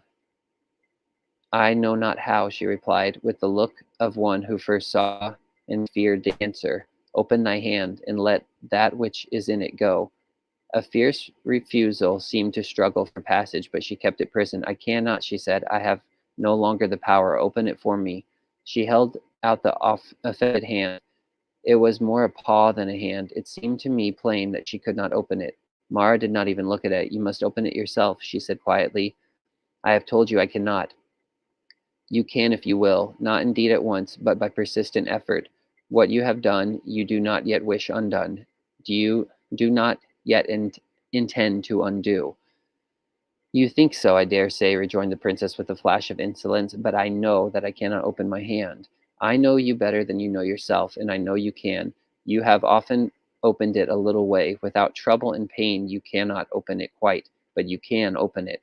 At worst, you could beat it open. I pray you, gather your strength and open it wide. I will not try what I know impossible. It would be the part of a fool, which you have been playing all your life. Oh, you are so hard to teach." Defiance reappeared on the face of the princess. She turned her back on Mara and said, "I know what you have been tormenting me for. You have not succeeded, nor shall you succeed. You, sh- you shall you shall yet find me stronger than you think. I will be mistress of myself. I am still what I have always known myself, queen of hell and mistress of the worlds." Then came the most fearful thing of all. I did not know what it was. I knew myself unable to imagine it. I knew only that if it came near me, I should die of terror. I know now that it was life in death, life dead, yet existent. And I knew that Lilith had had glimpses, but only glimpses of it before. It had never been with her until now. She stood as she had turned. Mara went and sat down by the fire, fearing to stand alone with the princess. I went also and sat again by the hearth. Something began to depart from me. A sense of cold, yet not what we call cold, crept not into, but out of my being and pervaded it. The lamp of life and the eternal fire seemed dying together, and I about to be left with naught but the consciousness that I had been alive. Mercifully, bereavement did not go so far, and my thought went back to Lilith. Something was taking place in her which we did not know. We knew we did not feel what she felt, but we knew we felt something of the misery it caused her. The thing itself was in her, not in us. Its reflex, her misery, reached us and was again reflected in us. She was in the outer darkness, we present with her who was in it. We were not in the outer darkness. Had we been, we could not have been with her. We would have been timelessly, spaciously, absolutely apart. The darkness knows neither the light nor itself. Only the light knows itself and the darkness also. None but God hates evil and understands it. Something was gone from her. Sorry, you want to comment there? Well, I mean, yeah, there's two things that kind of provokes in me. One is how sort of uh, uh, there's a way that non-judgment can accept both judgment and non-judgment, but judgment, well, yeah, anyway, it has to reject one, but it ends up being unable to like work as some kind of absolute rule. The other thing is that God, no one but God hates evil and understands it. This is really interesting because, I mean, for me at least, it's a problem or a challenge, and one which I'm grateful for, grateful to consider. To what I said about like judgment and understanding being mutually exclusive, right? Because I don't really imagine God as hating anything, except God as He is in us. But if we try to see like, the darkness knows neither the light nor itself. Only the light knows itself, and the darkness also. None but God hates evil and understands it. Well, see, I'm not sure that really even follows from the preceding line, because does the light hate the darkness, or does it just understand it? You know what I'm saying? Yeah, my first pass at it would be probably Proverbs 6, where it talks about, it lists off 6 or 7 things that God hates, and most of them seem related to division, or almost like parasitical things. What you would think of opposite of love, Right. like if love is And something that unifies and pulls together, like love we talked about allows for more creation to be, so it kind of has that withdrawing effect, but also a unifying effect. And right. The things opposite to that God is, hates, the things that God hates tend to be parasitical in nature, like they undo themselves, but it raises the question whether He has to hate them, because they just negate themselves of their own accord. It's not like it has to wait for God's anger for it to disappear from existence, unless well, if it's a the wrath of continual, God is a metaphor for describing how these things are self-canceling phenomena. if it's a see, I guess my first thought would be if it's like a dividing force, like if it's something like if you have a body and then you have something that is going to come in and cut off a finger and cast the finger into the outer darkness. If it's like continually dividing, it's continually creating death upon death and casting things that should be unified. It's pulling them apart and continually throwing them into outer darknesses and making them exist not in unity. It's like if Luke says, everything exists relationally. It's trying to create something that it's trying to create individual identities that don't exist relationally, that exist only in relation to their own selves. And that would be something opposite of something like God would hate or something like But that. well, it's like that thing is seeking the highest good that it can understand, A, and B, it's furthering God's plan, and C, unless it is the case that sin is by its nature infinitely iterable and sustainable, it's going to cancel itself out without any need for judgment. And it's like the God that perfectly respects everyone's freedom at all times is one which we can imagine like being at this limit of non-punishing, non-judgmentality.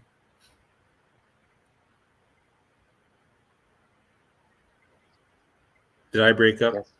No, I heard you. I just said no. Does anybody else have a comment? But it's just a reaction. I'm not saying I'm right and he's wrong. McDonald definitely was a lot wiser than I am.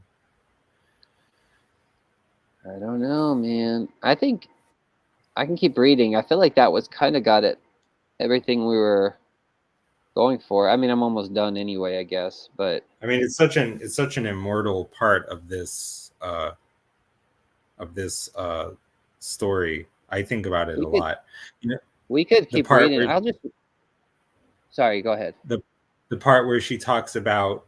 I mean, I don't even know if you read it yet, but I remember it as almost like her existence is just a continual, impossible experience of non-existence, and like it's so unbearable that she wants to take herself out of existence so she won't have to experience not existing. It's like this kind of impossible logic that's going on. And it really comes from kind of what I said about the nature of the desire. And it's like what is judged as good is judged as in the image.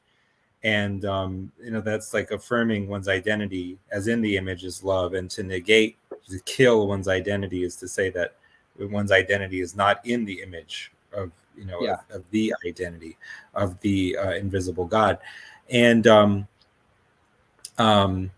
so there's a way that she's continually finding herself out of the image, and it like reminds me like of Andrew Solomon in the Noonday Demon, describing his experience of depression, like somehow always missing a step.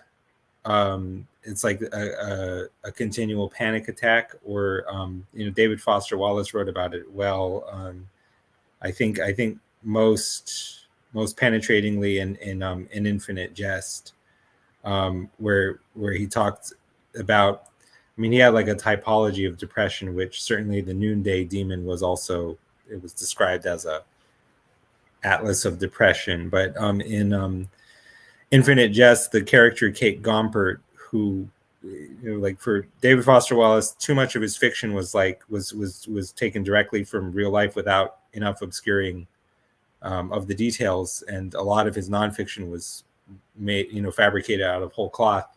So but there was this figure of Kate Gompert in Infinite Jest, who was, I think that's like a real person. She was saying that there's 3 levels of depression. The first is one where you're feeling sad. The second is where you can't feel sad or not sad. And the third is like some kind of like unspeakable horror beneath the numbness. And she talked about it like your body being sick, or like every cell in your body is sick. It's like it's an intolerable kind of suffering. Like on a cellular level, every cell of her body is judging itself as not in the image of what it desires / what it is. And it's like it's a self negation of the most profound kind. That's why like people will ask like is hell, is it annihilation or is it eternal conscious torment? And the answer is like it's both. It's annihilation of a much profounder kind than mere physical annihilation. Because the deepest level of our identity is not physical; it's something metaphysical. Yeah. Well, should I go on and see how it ends? Yeah, I mean, I'm never going to say no. It's almost there. All right. So none God hates evil and understands it. Something was gone from her, which then at first, by its absence, she knew to have been with her every moment of her wicked use. The source of life had withdrawn itself. All that was left her of conscious being was the dregs of her dead and corrupted life. She stood rigid. Mara buried her head in her hands. I gazed on the face of one who knew existence but not love, knew nor life, nor joy, nor good. With my eyes I saw the face of live death. She knew life only to know that it was dead, and that in her death lived. It was not merely that life had ceased in her, but that she was consciously a dead thing. She had killed her life and was dead, and knew it. She must death it forever and ever. She had tried her hardest to make herself and could not. She was a dead life. She could not cease. She must be. In her face I saw and read beyond its misery, saw in its dismay that the dismay behind it was more than it could manifest. It sent out a livid gloom. The light that was in her was darkness, and after its kind it shone. She was what God could not have created. She had usurped beyond her share in self-creation, and her part had undone his. She saw now what she had made, and behold, it was not good. She was a conscious corpse, whose coffin would never come to pieces, never set her free. Her bodily eyes stood wide open, as if gazing into the heart of horror essential, her own indestructible evil. Her right hand also was now clenched upon existent nothing, her inheritance. But with God all things are possible. He can save even the rich without change. Sorry, it just makes me laugh. Without change of look, Without sign of purpose, Lilith walked toward Mara. She felt her coming and rose to meet her. I yield, said the princess. I cannot hold out. I am defeated. Not the less, I cannot open my hand. Have you tried? I am trying now with all my might. I will take you to my father. You have wronged him worst of the created. Therefore he is best of the created can help you. Therefore he is best of the created that can help you. How can he help me? He will forgive you. Ah, if he would but help me to cease, not even that I am capable of. I have no power over myself. I am a slave. I acknowledge it. Let me die. A slave thou art, that shall one day be thou shall one day be a child, answered Mara.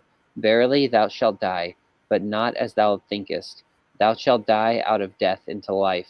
Now is life that never was against thee. Like her mother, in whom lay the motherhood of all the world, Mara put her arms around Lilith and kissed her on the forehead. The fiery cold misery went out of her eyes, and their fountains filled. She lifted and bore her to her own bed in a corner of the room, laid her softly upon it, and closed her eyes with caressing hands. Lilith lay and wept. The Lady of Sorrow went to the door and opened it. Morn, with the spring in her arms, waited outside. Softly they stole in at the open door, with a gentle wind in the skirts of their garments. It flowed and flowed about Lilith, rippling the unknown, upwaking sea of her life eternal, rippling and to ripple it, until at length she who had been but as a weed cast on the dry sandy shore to wither, should know herself an inlet of the everlasting ocean, henceforth to flow into her forever, and ebb no more. She answered the morning wind with revived breath, and began to listen, for in the skirts of the wind had come the rain, the soft rain that heals the moan, the many wounded grass, soothing it with the sweetness of all music, the hush that lives between music and silence. It bedewed the desert places around the cottage, and the sands of Lilith's heart heard it and drank it in. When Mara returned to sit by her bed, her tears were flowing softer than the rain, and soon she was fast asleep. The end. Right. I have a lot of thoughts about that.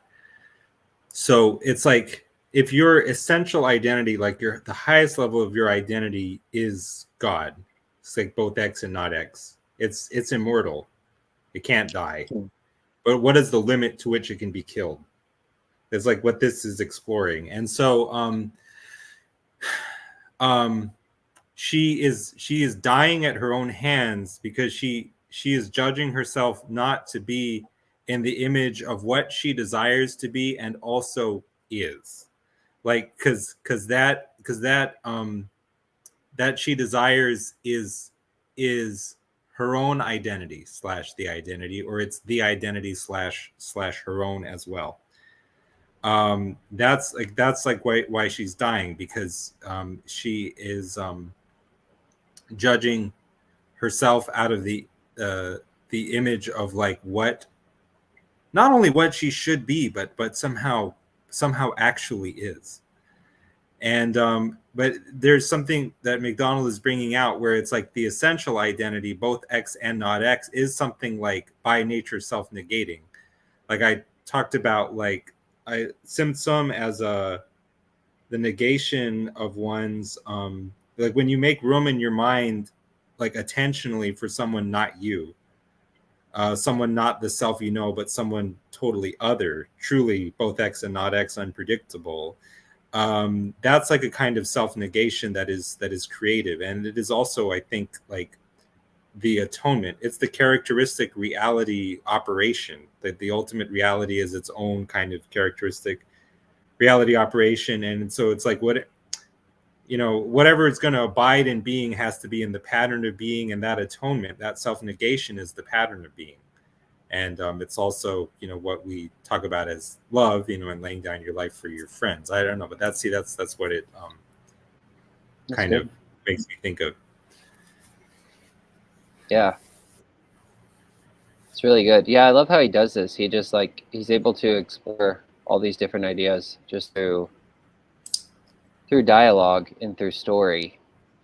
I almost find that more compelling than if it were just laid out. Yeah, and then some by some jackass who keeps like talking about fake algebra, right? No, I think it's weird. I think the story, it has a way of drawing you in too. It's very cumbersome to read. Like, honestly, reading through this was not easy for me.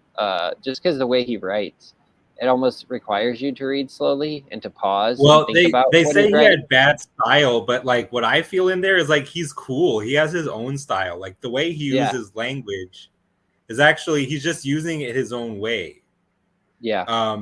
And I could feel like when we laughed at the part where he can save even the rich, I can feel like when he wrote that, he wasn't laughing and didn't feel it like a joke. He felt, like it was It was a direct reference, wasn't it? Yeah, for sure. I don't because think like in the eye of the needle sort of stuff. Yeah. Mm-hmm. Yeah, and Yeah, I completely agree. I think he's writing it in all seriousness, and it's not a joke to be laughed at. I just laugh because I kind of know that. I think I laugh kind of tongue in cheek because it sounds silly on its outset, but I know it's probably a thought that he thought about for years and years before put it in. Yeah. I'm not so sure. To me, it seems a little more instinctive because it has like a childlike quality. The writing and the concepts, in my opinion, have kind of like a very elementary quality. Yeah, no, I mean, I agree with that too, in the sense that it's childlike and creative and spontaneous and at the edge of what he knows, but it's also like a lifetime of wisdom and experience that's in there. It seems like, and he throws it right after talking about her not opening her hand, and I think that's the idea, is like what she's holding in her hand, like Luke commented down here, it's existent nothing. Like, everything is a gift from God. So if you're going to hold anything in your hand, all things are vanity. They're fleeting. They're hevel. So you're really holding on to like just air when you're holding on to something. But you think you're rich. It's like, those are the rich that are holding on to, they think is actual stuff, but it's actually nothing. And so I think that's kind of the weird, I don't know, fun or humor in it. I don't really know what you'd call it. Yeah, it's one of the most remarkable pieces of writing that I know. As an atheist, I would never have given it a second thought. It would not really have stood out to me. Although, except there was that weird kind of in-between period where I was an atheist, but I was like totally into C.S. Lewis because I read like the Screw Tape Letters, and I was like, this is, even if like, I was at a point where it was like in a mathematics analogy would be like the sine is a relationship of the sides of a right triangle, but there's also like a sine function, which is something whose definition is like it's transcending the bounds of a right triangle. So I thought, like, even if what we live in is like just a regular old right triangle, we can imagine the sine wave, and like on all that C.S. Lewis is talking about is sort of like the before and after of the right triangle. It's all that we can sort of almost mathematically project or imagine about the pattern of being, supposing that it was infinite. And I was starting to vibe with it, but I mean, like, before, like, this writing wouldn't have meant anything to me, but now it's like the writing that I did read, I mean, it was all true and beautiful and good, but it's like this is speaking more to the way things are. But it's like, it's kind of like a hidden level of wisdom almost, because it's like, like C.S. Lewis said, MacDonald is my master. Most non-Christians are not going to appreciate C.S. Lewis. Most Christians will appreciate C.S. Lewis, but it's not many who will appreciate the one whom C.S. Lewis appreciated, which is this guy in this writing. It's kind of like in like a musicians, like, people, who's your favorite musician? They'll name some musicians, some of whom are pretty good, and you take the musicians who are pretty good and you ask them who are your favorite musicians, and they name people who are more obscure, right? So it's like he's almost like a theologian. Yeah, I agree.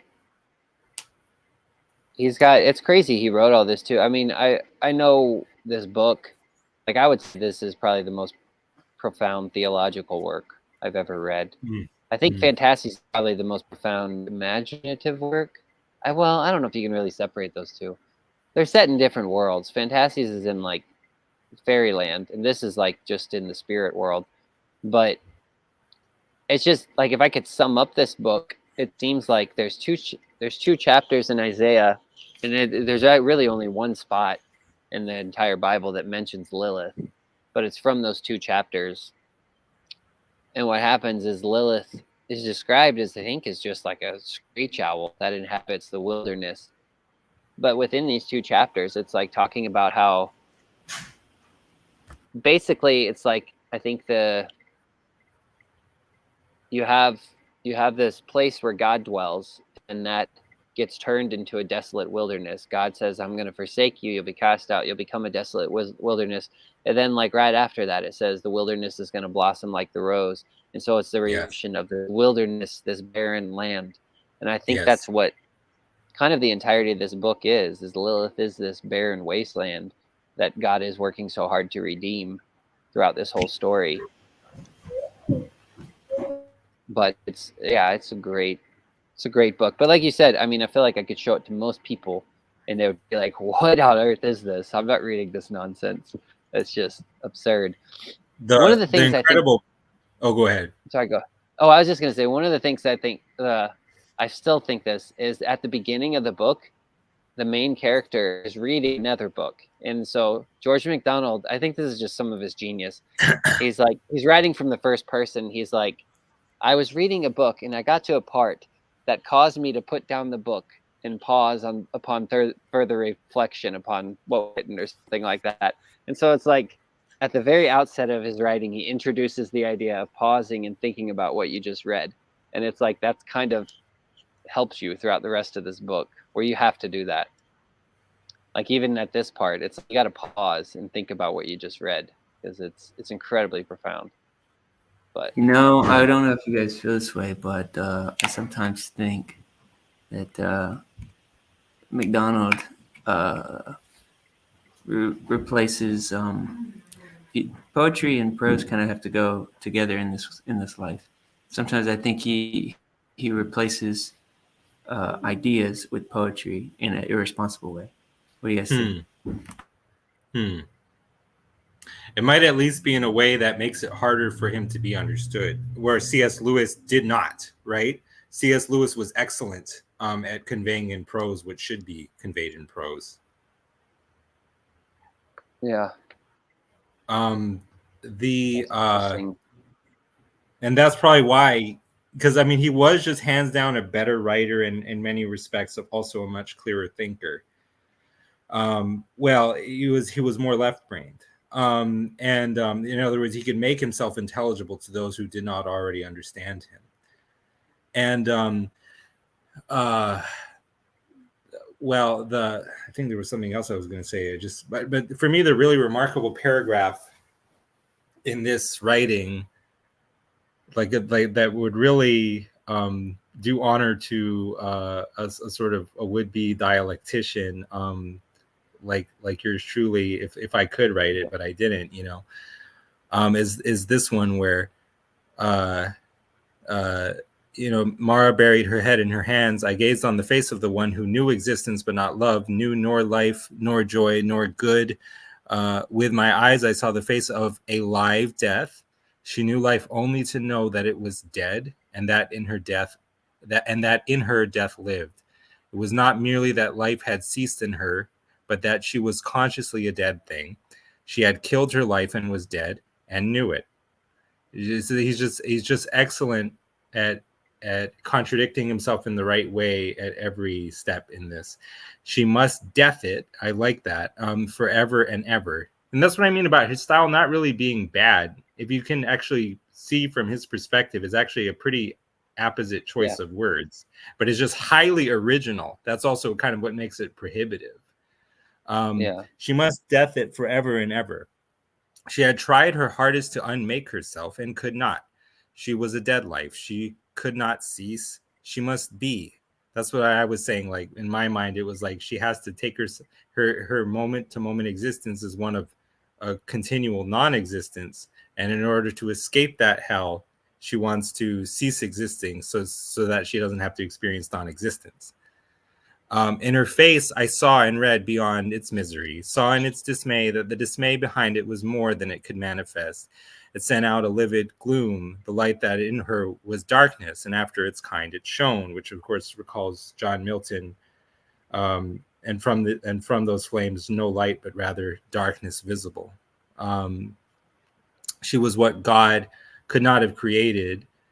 That's so good and so wrong, but it's her truth. All right, am I still here? Yeah, you're still. I'm listening. Yeah. Okay. Yeah. That's wrong, but it's her truth, you know. She had usurped beyond her share in self-creation, and her part had undone his. She saw, see, that's interesting. And that also cannot be true. She saw now what she had made, and behold, see, in other words, it's dualistic, and what's dualistic ends up being self-falsifying, just the way that logic leads to contradiction, you know. But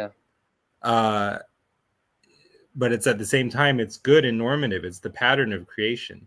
In other words, the judging of itself into non-existence is not something that you react to with, like, you know, there's in a judging way where, like, there's stupid judgment judging itself.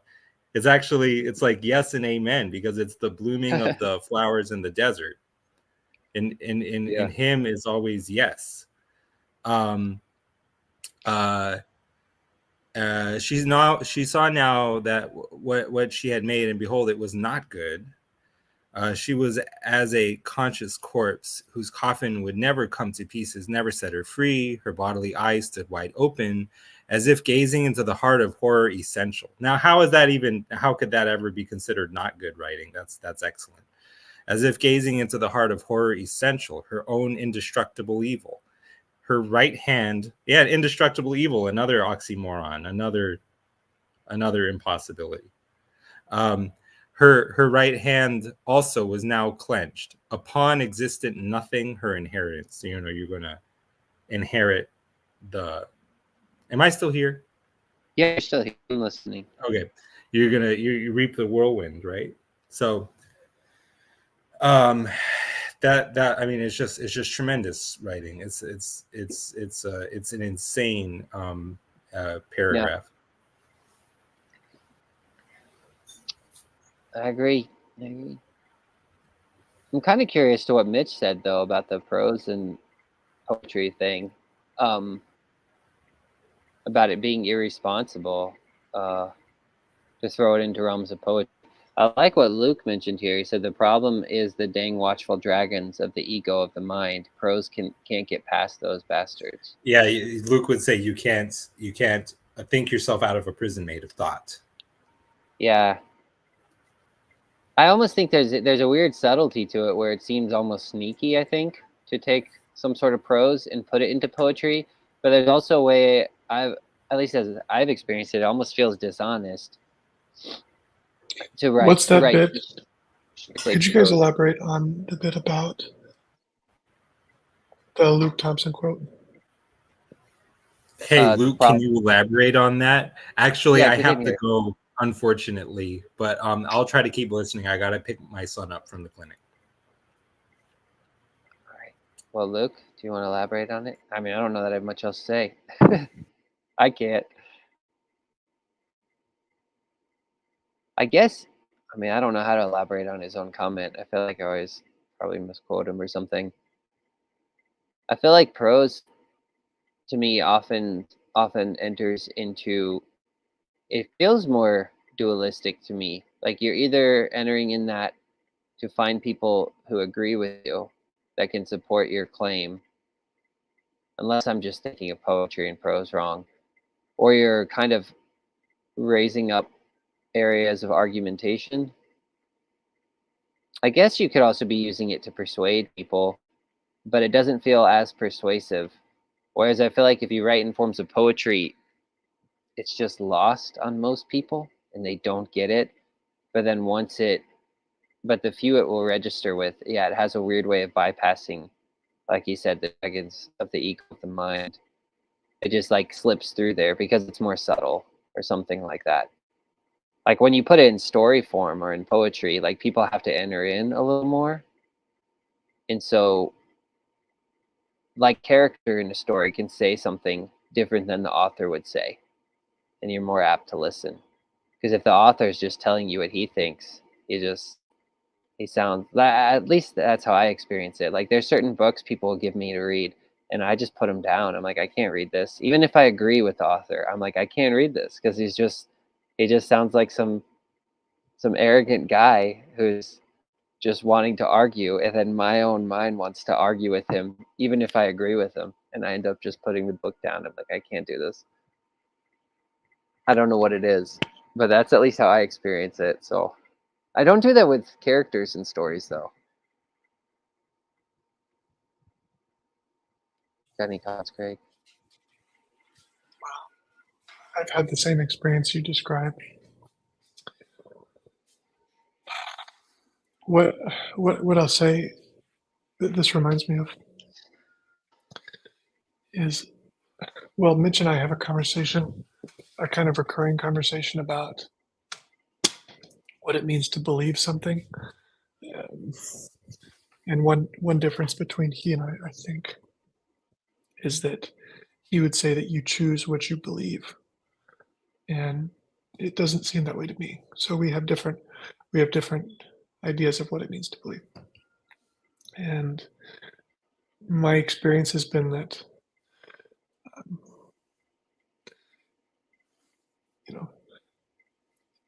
no matter what I do, I can't will myself to believe that there are more or less than 50 states in the United States. But when my mind has been changed about something in the past, I found a logical argument will never change my mind. And it's not that it shouldn't, but something about me is resistant to that. There's a way where logic is a really wonderful servant as a means to reinforce, ideas, or check whether or not an idea that you have might be supportable.